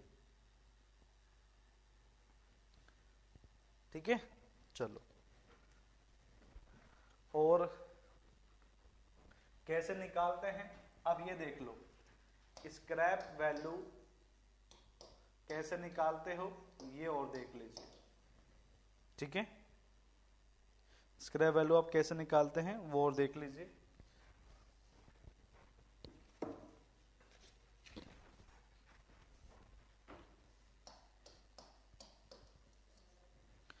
total amount from sale of dismantle, sale of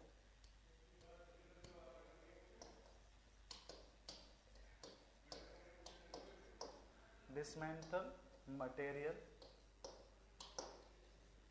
minus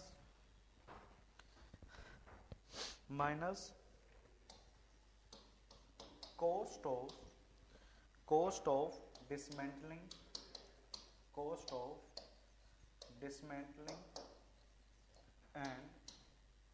and removing the rubbish material। कैसे निकाला जाता है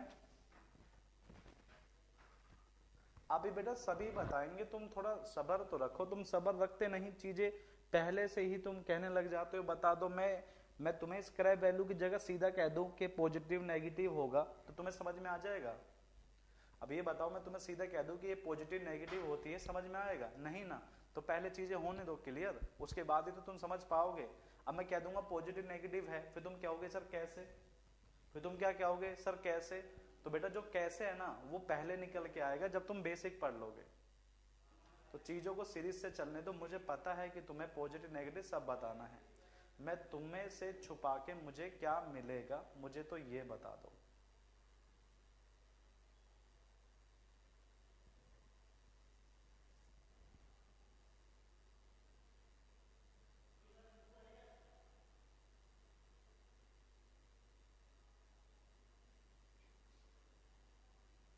अब बताएं, बता दे के बेटा।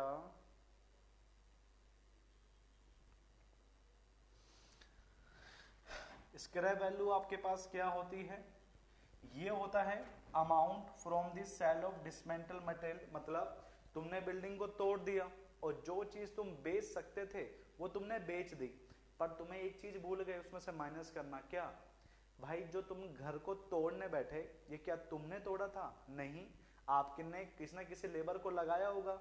जो चीज बेचने वाला था वो आपने बेच दिया। कुछ मटेरियल ऐसे भी तो होगा जो वहां पर काम का नहीं था, क्या वो वहीं पर रहेगा? नहीं, उसको भी वहां से रिमूव करना पड़ेगा। तो इसमें से डिसमेंटलिंग मटेरियल और जो रबिश रहता है उसका कॉस्ट माइनस करना पड़ेगा। नहीं तो तुम हमेशा स्क्रैप वैल्यू पॉजिटिव ही होती। पॉजिटिव क्यों होती? क्योंकि तुमने बिल्डिंग से जो भी मिला तुमने उसको बेच दिया, तो हमेशा पॉजिटिव हुई। तो ये जीरो और नेगेटिव होगी कैसे? ये तब नेगेटिव और जीरो होगी जितना ही तुमने कॉस्ट बेचने में मिला उतना ही तुमने खर्चा कहां कर दिया, उसको तोड़ने में। तो क्या हो जाएगा? जीरो। और जब तुम्हारे पास तोड़ने का ही खर्चा ज्यादा आ गया और तुम्हें बेचने से कुछ मिल नहीं रहा तो क्या हो जाएगा? नेगेटिव। समझे बात? पॉजिटिव नेगेटिव और इक्वल कैसे होगा, आप समझे क्या बात?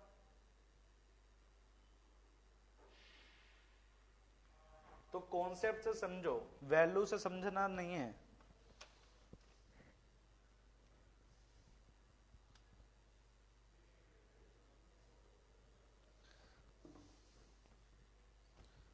चले अब आगे,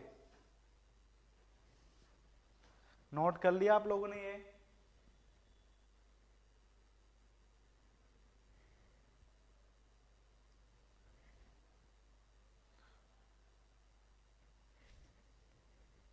चलिए आठवां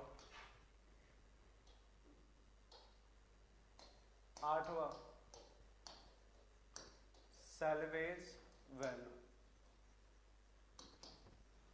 सैल्वेज वैल्यू आपके पास क्या होती है इसकी बात करें तो value of property, value of property after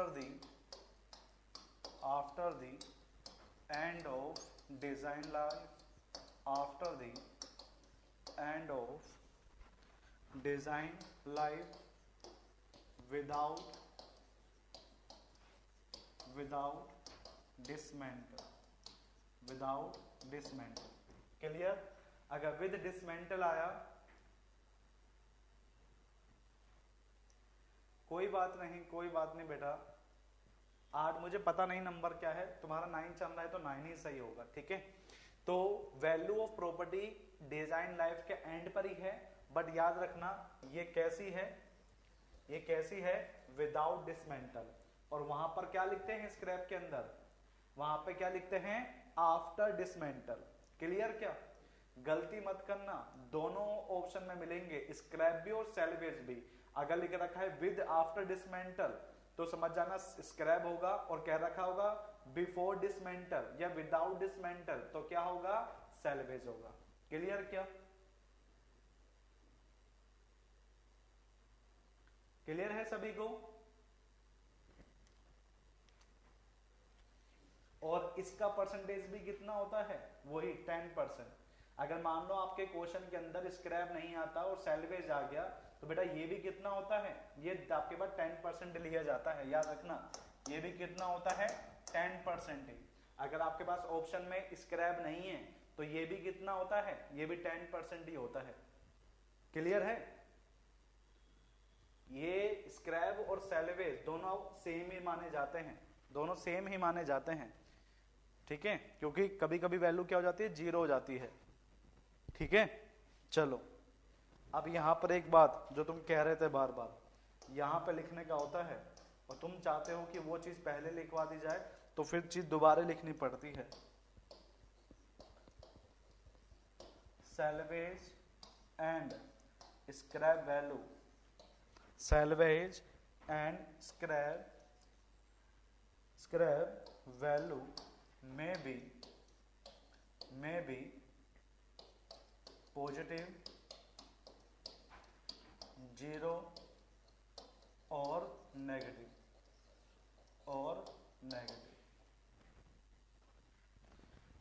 salvage और स्क्रैप वैल्यू क्या क्या हो सकती है, वो पॉजिटिव भी हो सकती है, 0 भी हो सकती है और नेगेटिव भी हो सकती है। ठीक है, अब तुम कहते हो कि सर ये दोनों ही बता दो कि पॉजिटिव कब होगी, 0 कब होगी, नेगेटिव कब होगी। ये पॉजिटिव होती है, ये पॉजिटिव होती है कब, जब तुम्हारे पास जो स्ट्रक्चर है वो किसका हो, स्टील स्ट्रक्चर हो। कैसा हो, स्टील स्ट्रक्चर। 0 आपके पास किस केस में होती है, जब ये आपके पास आरसीसी का हो। क्यों? क्योंकि आरसीसी के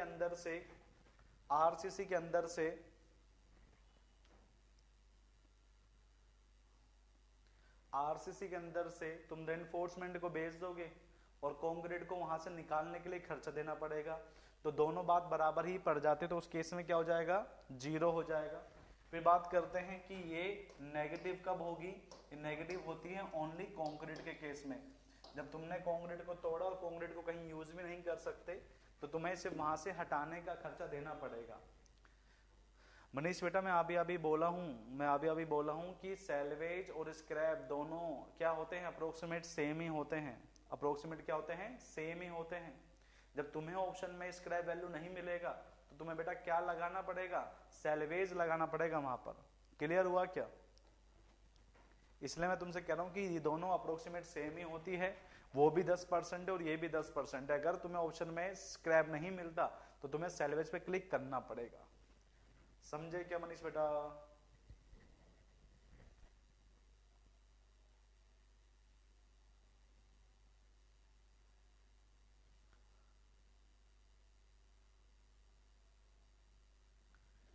अरे सैल्वेज में माना कि डिसमेंटल नहीं किया, मान लिया, कौन सा वैल्यू है वो, नाम पढ़ना दोबारा, value of property after the end of design life without dismantle.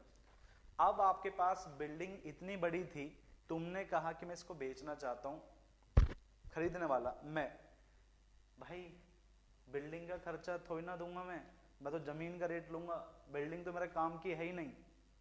वो क्या बोलेगा, बिल्डिंग तो मेरे काम की है ही नहीं, समझे? मैं खर्चा किसका दूंगा, तुम्हारे बिल्डिंग का।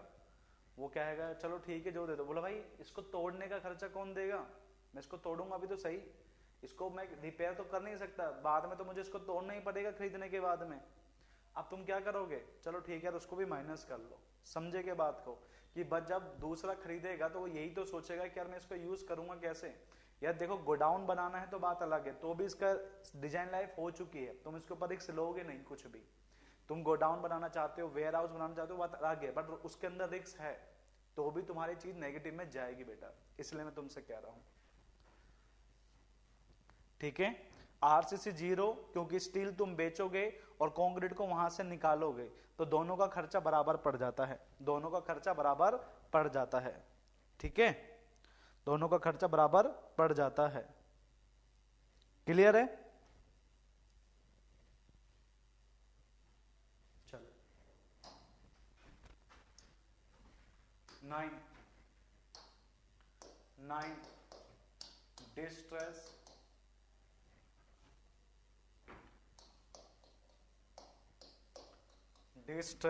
Value.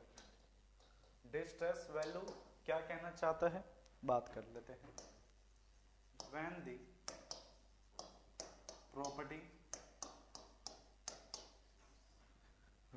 the property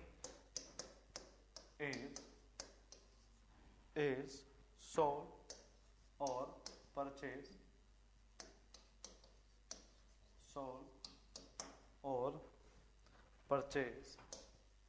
lower than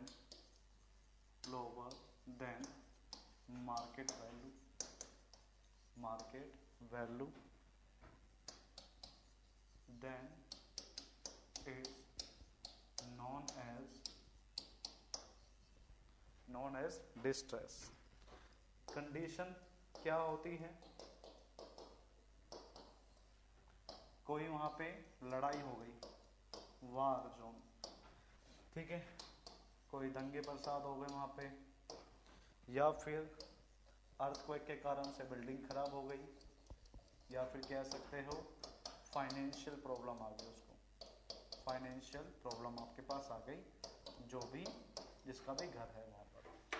अब आपके पास क्या होता है, सर जो हमारा घर होता है उनकी डिजाइन लाइफ कितनी होती है, अप्रोक्सीमेट 50 साल होती है। डिस्ट्रेस जैसे कि अगर देखो ये अलग अलग होती है। फॉर एग्जाम्पल अगर मैं बात करता हूं वुडन स्ट्रक्चर की तो होती है 30 साल, बात करें आरसीसी की तो होती है 50, और स्टील स्ट्रक्चर की बात करें तो आपके पास होती है 100 साल, और बात करें डैम की तो वो आपके पास होती है 300, शायद 300 ही होती है, बट कुछ स्ट्रक्चर ऐसे होते हैं कि वो 300 साल तक चल जाते हैं। एग्जाम्पल ताजमहल देख लो, ठीक है, एग्जाम्पल ताजमहल देख लो।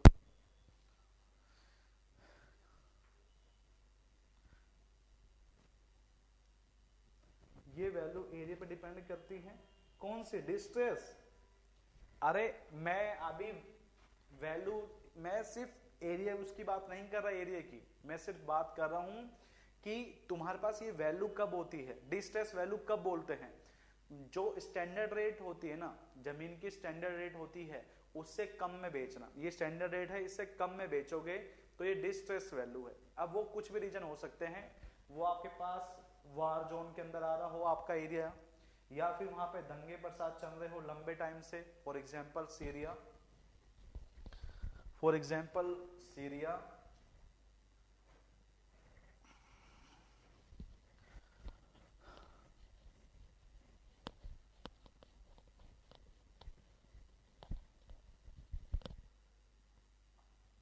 अर्थक्वेक वहां पे आ गया हो, या फिर जो रह रहे हैं उनकी घर में कुछ फाइनेंशियल प्रॉब्लम आ गई हो, कुछ बीमारी लग गई हो, किसी को शादी आ रहा हो, तो उस केस में उसको कम में बेचना पड़ता है। ठीक है, नोट करो इसको एक बार, नोट करिए इसको एक बार।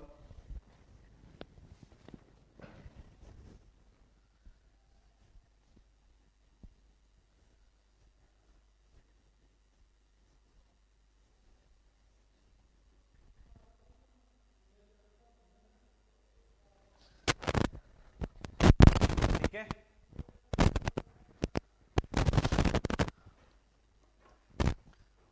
Next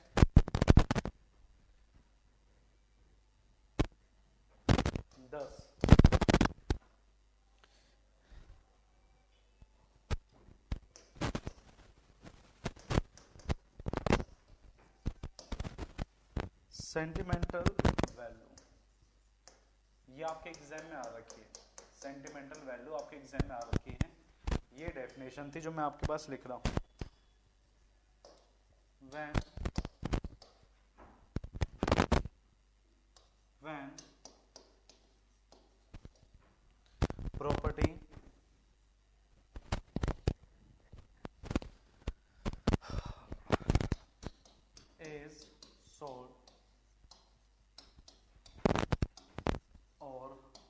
purchase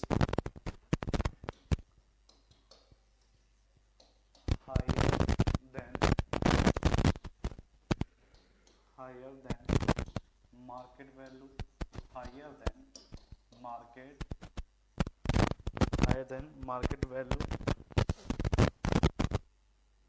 when property is sold or purchased higher than market value due to sentiments attached to property,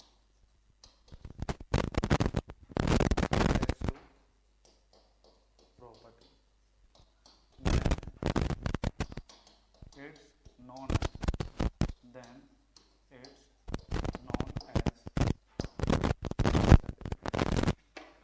ठीक है। माइक खर खर कर रहा है, सभी का साथ हो रहा है क्या?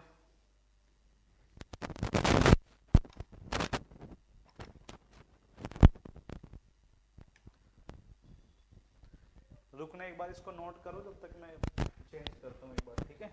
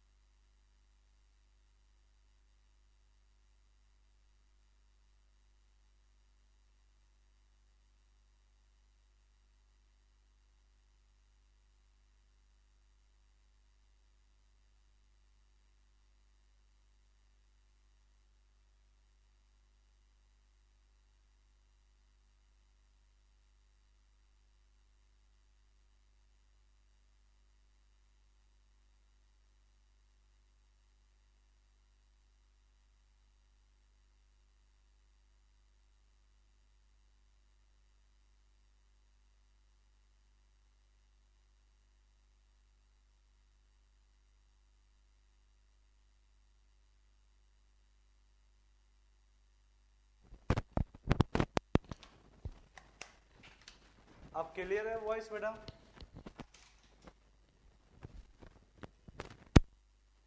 चलिए, सेडिमेंटल वैल्यू आपके पास क्या होती है कि यार मैं किसी घर को खरीदना चाहता हूं। अब तुम कहोगे यार मैं इस घर को कैसे बेच सकता हूं कि इसमें तो मेरे पापा की यादें जुड़ी है, मम्मी जुड़ी है, दादा की यादें जुड़ी हैं। वो कहेगा यार कोई बात नहीं यार, 20 लाख का है, मुझसे 22 ले लो। बोले यार समझो यार, समझ नहीं रहे, पापा की यादें जुड़ी है, तुम्हें पैसे की लग रही है। तुम क्या हो यार कोई बात नहीं, मुझे यही लोकेशन चाहिए क्योंकि मुझे यहाँ पे होटल या कुछ ऐसा ऐसा बनाना है।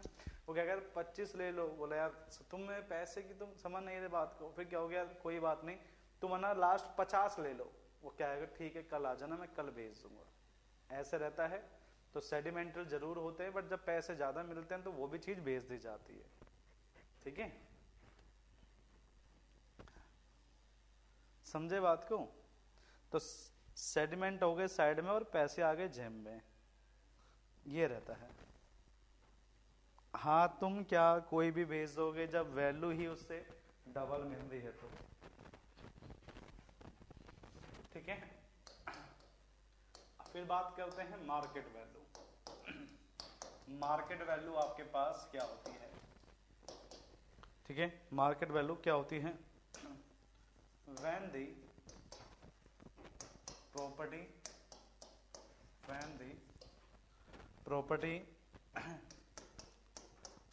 is in the open market,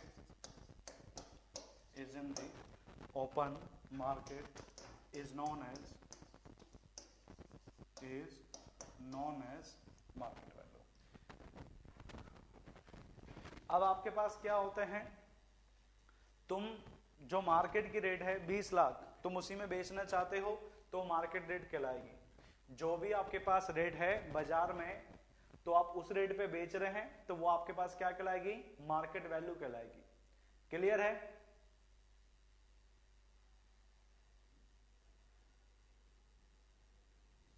चलो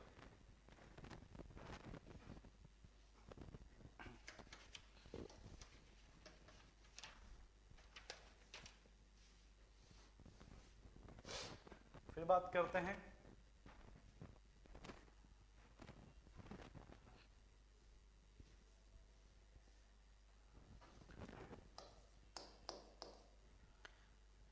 स्पेक्युलेटिव वैल्यू। स्पेक्युलेटिव वैल्यू ये क्या होती है, इसके बारे में बात करते हैं। आपने प्रॉपर्टी डीलर देखे आप लोगों ने? आप लोगों ने प्रॉपर्टी डीलर पता है क्या करते हैं?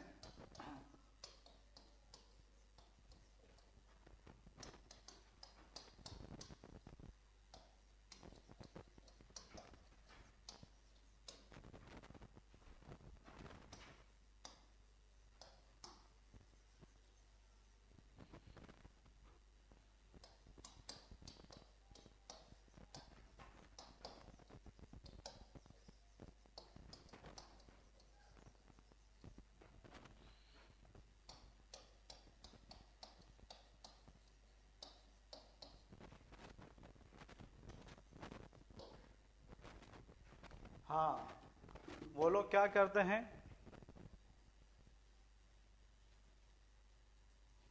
बिल्कुल सही, ठीक है।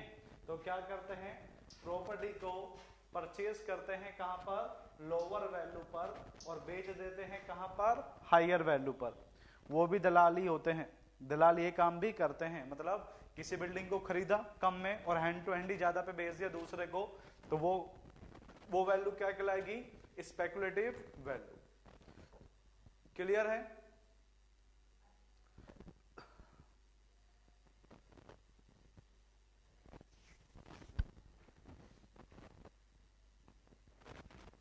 क्लियर है क्या? नोट कर लिए सभी ने?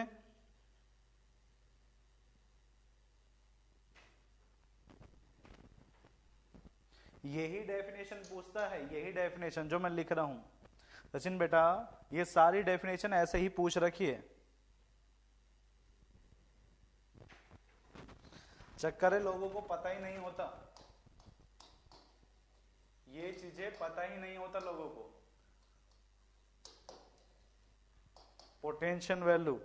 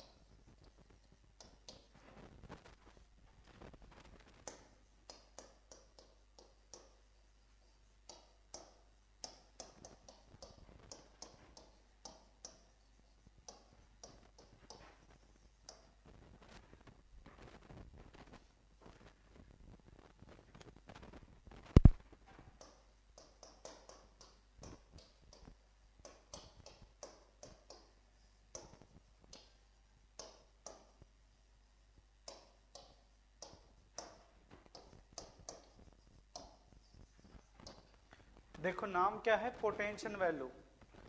Potential value, alternative use.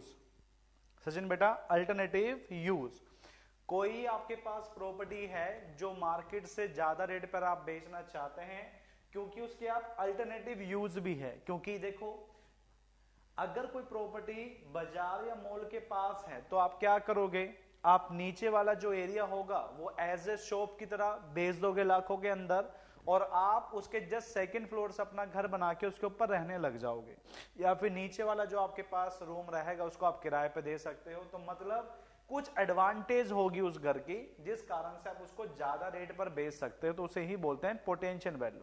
Clear? Alternative use के कारण से अगर किसी के रेट बढ़ते हैं तो वो वैल्यू क्या कहलाएगी, पोटेंशियल वैल्यू कहलाएगी। क्लियर? नोट कर लिया आप सभी ने? फेचिंग मतलब बेटा खींचना, मनमोहन बेटा, फेचिंग मतलब खींचना। हाँ, जैसे शॉप।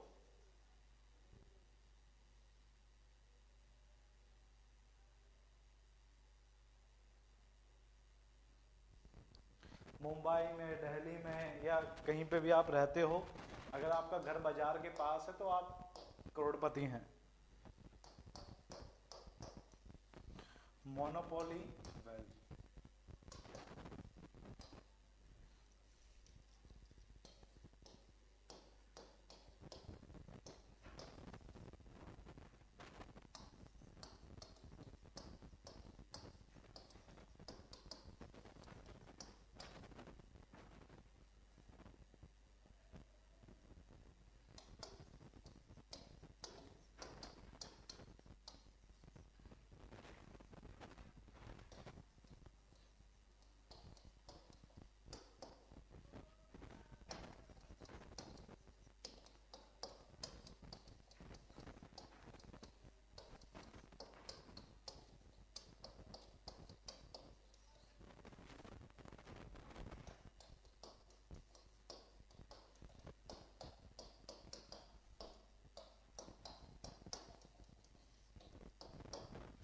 देखिए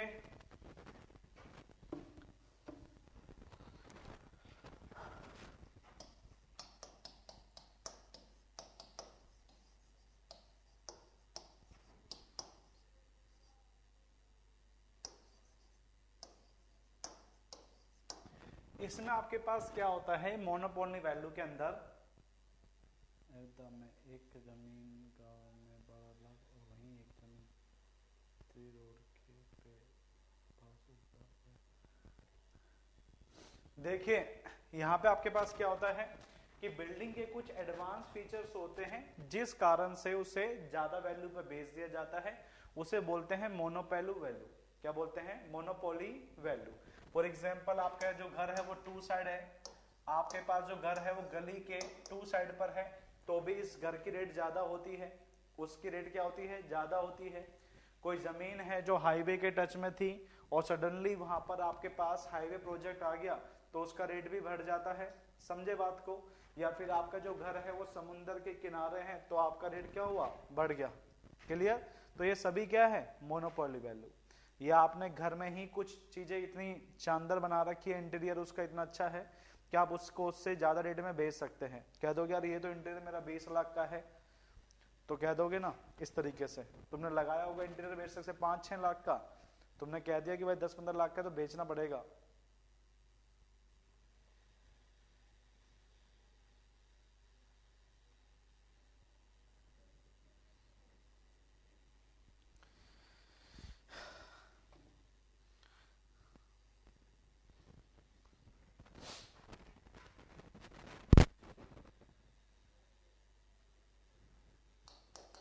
नेक्स्ट आपके पास जो है उसे बोला जाता है क्या? Accommodation value. क्या है इसका नाम? Accommodation value. ये आपके पास क्या होता है? ये आपके एग्जाम में पूछ रखा है, ये आपके एग्जाम में पूछ रखा है। व्हेन agricultural land converted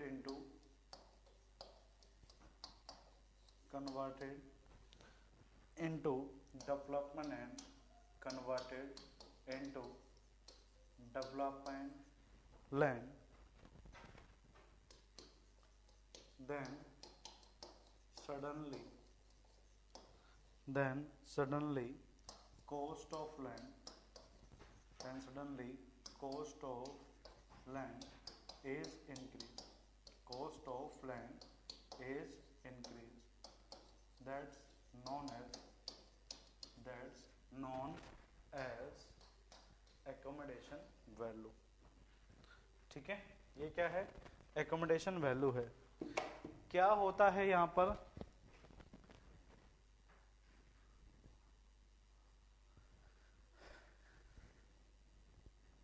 बेटा मैं यही कहता हूं कि तुम देख लो, तुम्हारा एस्टिमेट 10 घंटे में खत्म करना है या 30 घंटे में, तुम्हारे ऊपर है. तुम देख लो, मैं तो तुम्हारे लिए है, सब कुछ तुम्हारे ऊपर छोड़ देता हूं मैं. तो तुम कह दोगे कि वैल्यू खत्म, तो मैं कहता हूं कि वैल्यू खत्म. आप बोलो वैल्यू खत्म. यहां के बाद वैल्यू खत्म, अब नहीं आएगी. तो एकोमोडेशन वैल्यू जब पेपर में आएगी तो मैं कहूंगा ये उसके जस्ट बाद में था. ठीक है, चलो. एकोमोडेशन वैल्यू आपके पास क्या होती है कि आपके जमीन थी, कोई खेतों की जमीन या कोई आपकी कोई जमीन है, वहां से कोई रेलवे प्रोजेक्ट निकल गया, मतलब रेलवे लाइन बनेगी तो सरकार आपके पास कब्जा करेगी, तो वो आपको पे करती है. कुछ आपका डिमांड ज्यादा होगा तो वो आपको साइड में ले जाके थोड़ा सा ज्यादा दे देगी. ठीक है, ऐसा होता है. कोई डैम वाला प्रोजेक्ट आ गया तो आपका कॉस्ट बढ़ जाता है, या फिर आपके पास कह सकते हैं वहां पे इंडस्ट्रियल जोन आ गया तो भी आपका पास एरिया वहां पे बढ़ जाता है. तो एकोमोडेशन वैल्यू ये है कि अगर कोई आपकी लैंड को एक्वायर करेगा तो उसके हर जाने में आपको कुछ पैसा देगा, थोड़ा सा एक्स्ट्रा जो भी आप डिमांड करते हैं, तो वो उसे एकोमोडेशन वैल्यू कहते हैं. ठीक है, चलिए.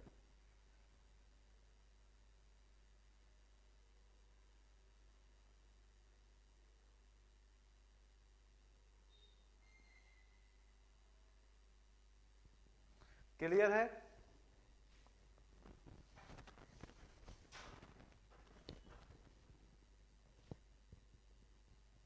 चलिए.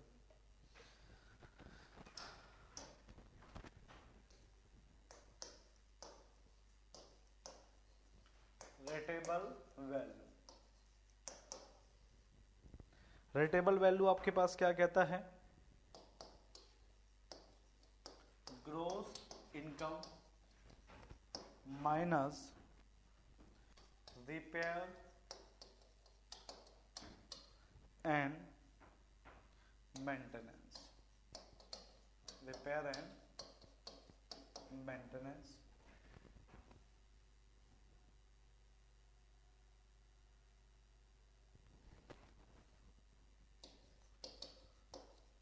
एनुअल. पहले देखो मैंने एक जगह पे इसी चीज को कह रखा है नेट इनकम, कह रखा है इस चीज को मैंने नेट इनकम, बट ये दो अलग अलग चीजें हैं. नेट इनकम के अंदर यहाँ पे सभी खर्चे आते हैं. नेट इनकम के अंदर यहाँ पे सभी खर्चे आते हैं, एक्स वाई जेड जो भी हो. पर रेटेबल के अंदर यहाँ पे जो खर्चा आता है वो ओनली रिपेयर और मेंटेनेंस वाले आएंगे. याद रखना, वहां पर आउट गोइंग था, आउट गोइंग के अंदर सब खर्चे आ गए. एक्स वाई जेड कुछ भी हो, तुम जाके कहीं जा रहे हो और तुम्हारे पैसा लेने का जब तुम गए, तुमने गाड़ी में पेट्रोल डलवाया तो वो खर्चा भी आ गया. बट इसमें खर्चा सिर्फ कौन सा आएगा? रिपेयर और मेंटेनेंस ऑफ बिल्डिंग वाला. क्लियर क्या? तो चीजें सेम ही हैं बट अलग कैसे करती है, क्योंकि नेट में आता है आउट गोइंग और आउट गोइंग में आता है सब खर्चे, जबकि रिटेबल के अंदर सिर्फ वैल्यू किसकी आएगी माइनस करने वाला? रिपेयर का और मेंटेनेंस, जो भी साल में खर्च हो रहा है वो. समझे कि दोनों डिफरेंस कैसे हैं?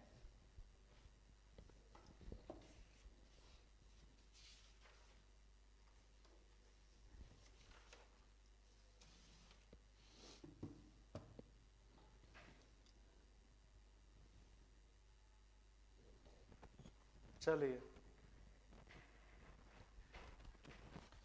फिर बात करते हैं बुक वैल्यू की. अगर आप खत्म करवा देते तो मैं कहता हूं कि यहां से जो आपके पास क्वेश्चन आता इस वैल्यू से तुम्हारा पेपर में छूट जाता. और मैं फिर तुमसे क्या कहता कि तुमने ही कहा था कि सर वैल्यू खत्म कर दो. ये इस साल भी आया था, और क्या आया था वो भी मैं बता देता हूं अभी, ठीक है। सिंपल सी डेफिनेशन पूछी थी, ये नाम लिखा हुआ आया था, value of property, value of property show in property paper, show in property paper या प्रॉपर्टी बुक इन दैट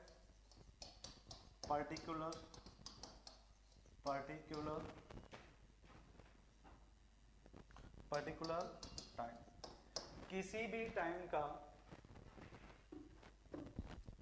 नहीं। बुक वैल्यू क्या होता है कि आपने जब घर बनाया उसका कॉस्ट होता है, जैसे 20 लाख का आपने घर बनाया तो उसकी कॉस्ट कितनी है, 20 है। जैसे जैसे घर आप यूज करने लगते हैं तो उसकी वैल्यू कुछ कम हो जाती है, और जो वैल्यू कम होती है उसे बोलते हैं डिप्रेशिएशन। क्या बोलते हैं, डिप्रेशिएशन वैल्यू।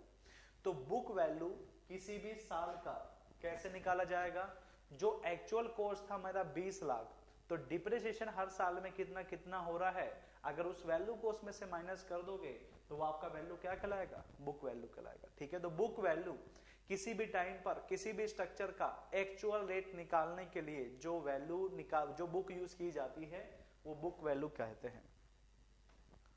क्लियर?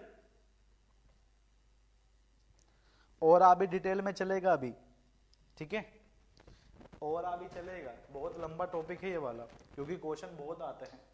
अब आपके पास क्या होती है, बुक वैल्यू कैसे निकाली जाती है, दूसरे पेपर में इसी का ही क्वेश्चन आ गया। क्या होता है, ये आपके पास हो गया ओरिजिनल कॉस्ट जो थी तुम्हारे पास 20 लाख, क्या माइनस कर दोगे, डिप्रेशिएशन,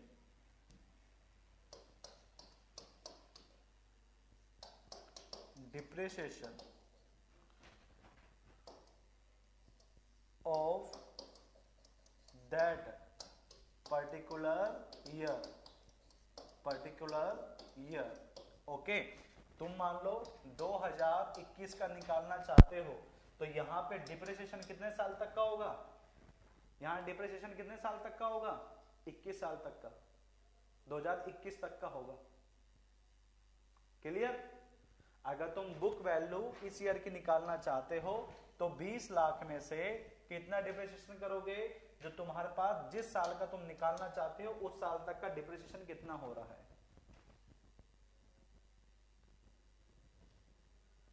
क्लियर है?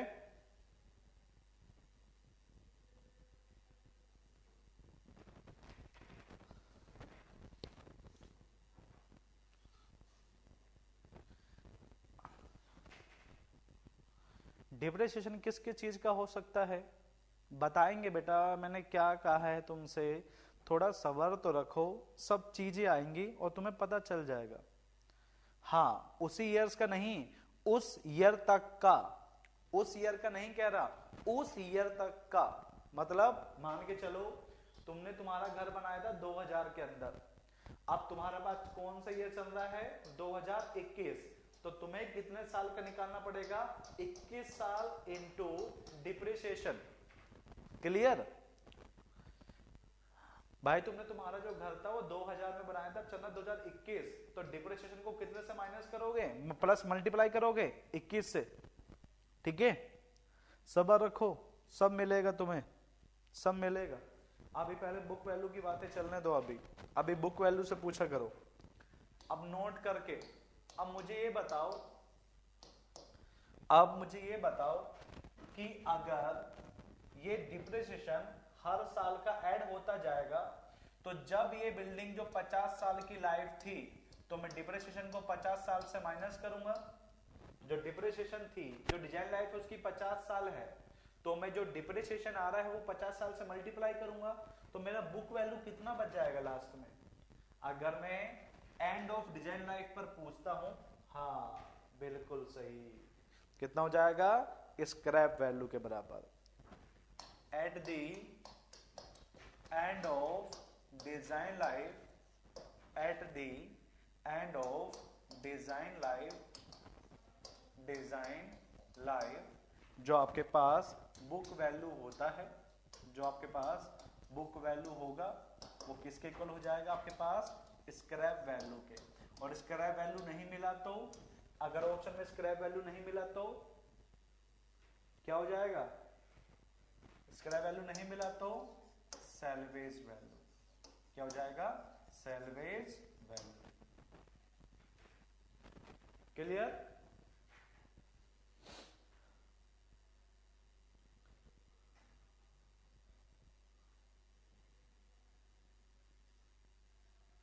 देवकर्म बेटा कहां से पढ़ते हो प्रॉपर्टी बुक? बुक वैल्यू तो सही था, प्रॉपर्टी बुक कहां पर है?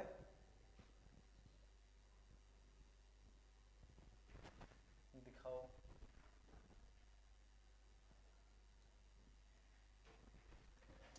ये वाला इसको कहते हैं बुक वैल्यू को कहते हैं प्रॉपर्टी बुक।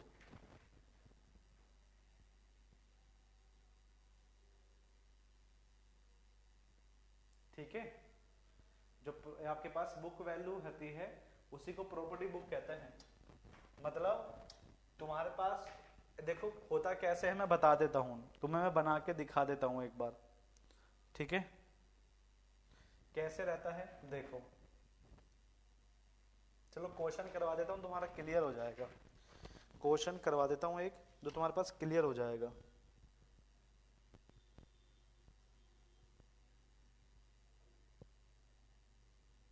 क्वेश्चन करवाते हैं ना, बट बेटा अभी क्वेश्चन कर नहीं पाओगे, अभी मैं बताऊं क्वेश्चन कर नहीं पाओगे। देखो मैंने ऊपर क्या लिखा है, देखो मैंने क्या लिखा है यहाँ पे मैंने लिखा हुआ है डिप्रिसिएशन।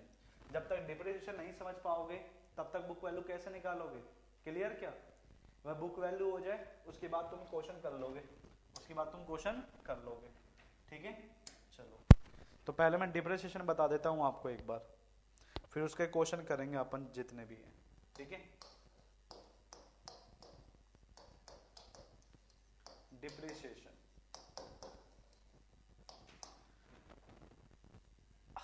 डिप्रिसिएशन क्या होता है? ये आपके पास क्या होता है,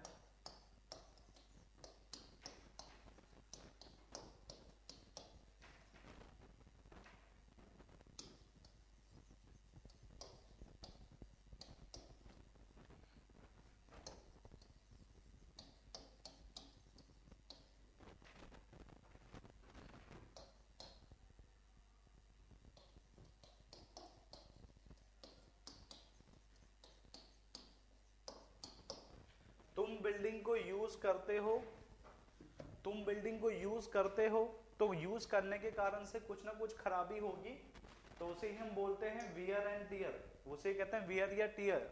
या फिर आपके पास उसको जब यूज करते हो टाइम के साथ में तो कुछ ना कुछ तो कमी खराब, कुछ ना कुछ तो तुम खराब करोगे।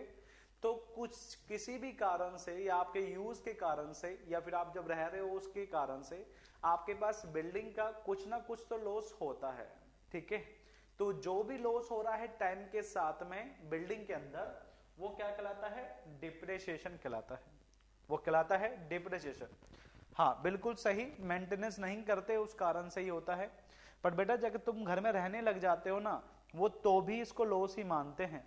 एक नया घर और एक लोग जिसमें रह चुके हैं, नए घर की वैल्यू ज्यादा होती है कंपेयर टू जिसमें रह चुके हैं।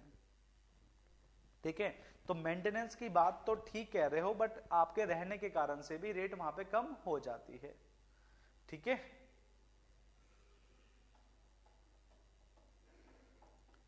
क्लियर क्या बेटा? चलो स्क्रीनशॉट ले लीजिए, जिसको लेना है स्क्रीनशॉट ले लीजिए एक बार। ये फर्स्ट है, जल्दी से लेना स्क्रीनशॉट। ठीक है, जल्दी से लेना। रिक्वायर्ड है आप लोगों को? किसी को रिक्वायर्ड है? सभी लोग कमेंट करिए कि हाँ सर नहीं है।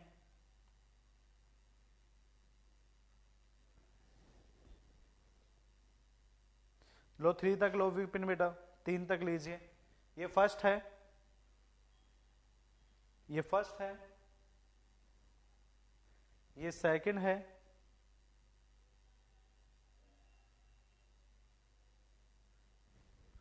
और ये थर्ड है। क्लियर?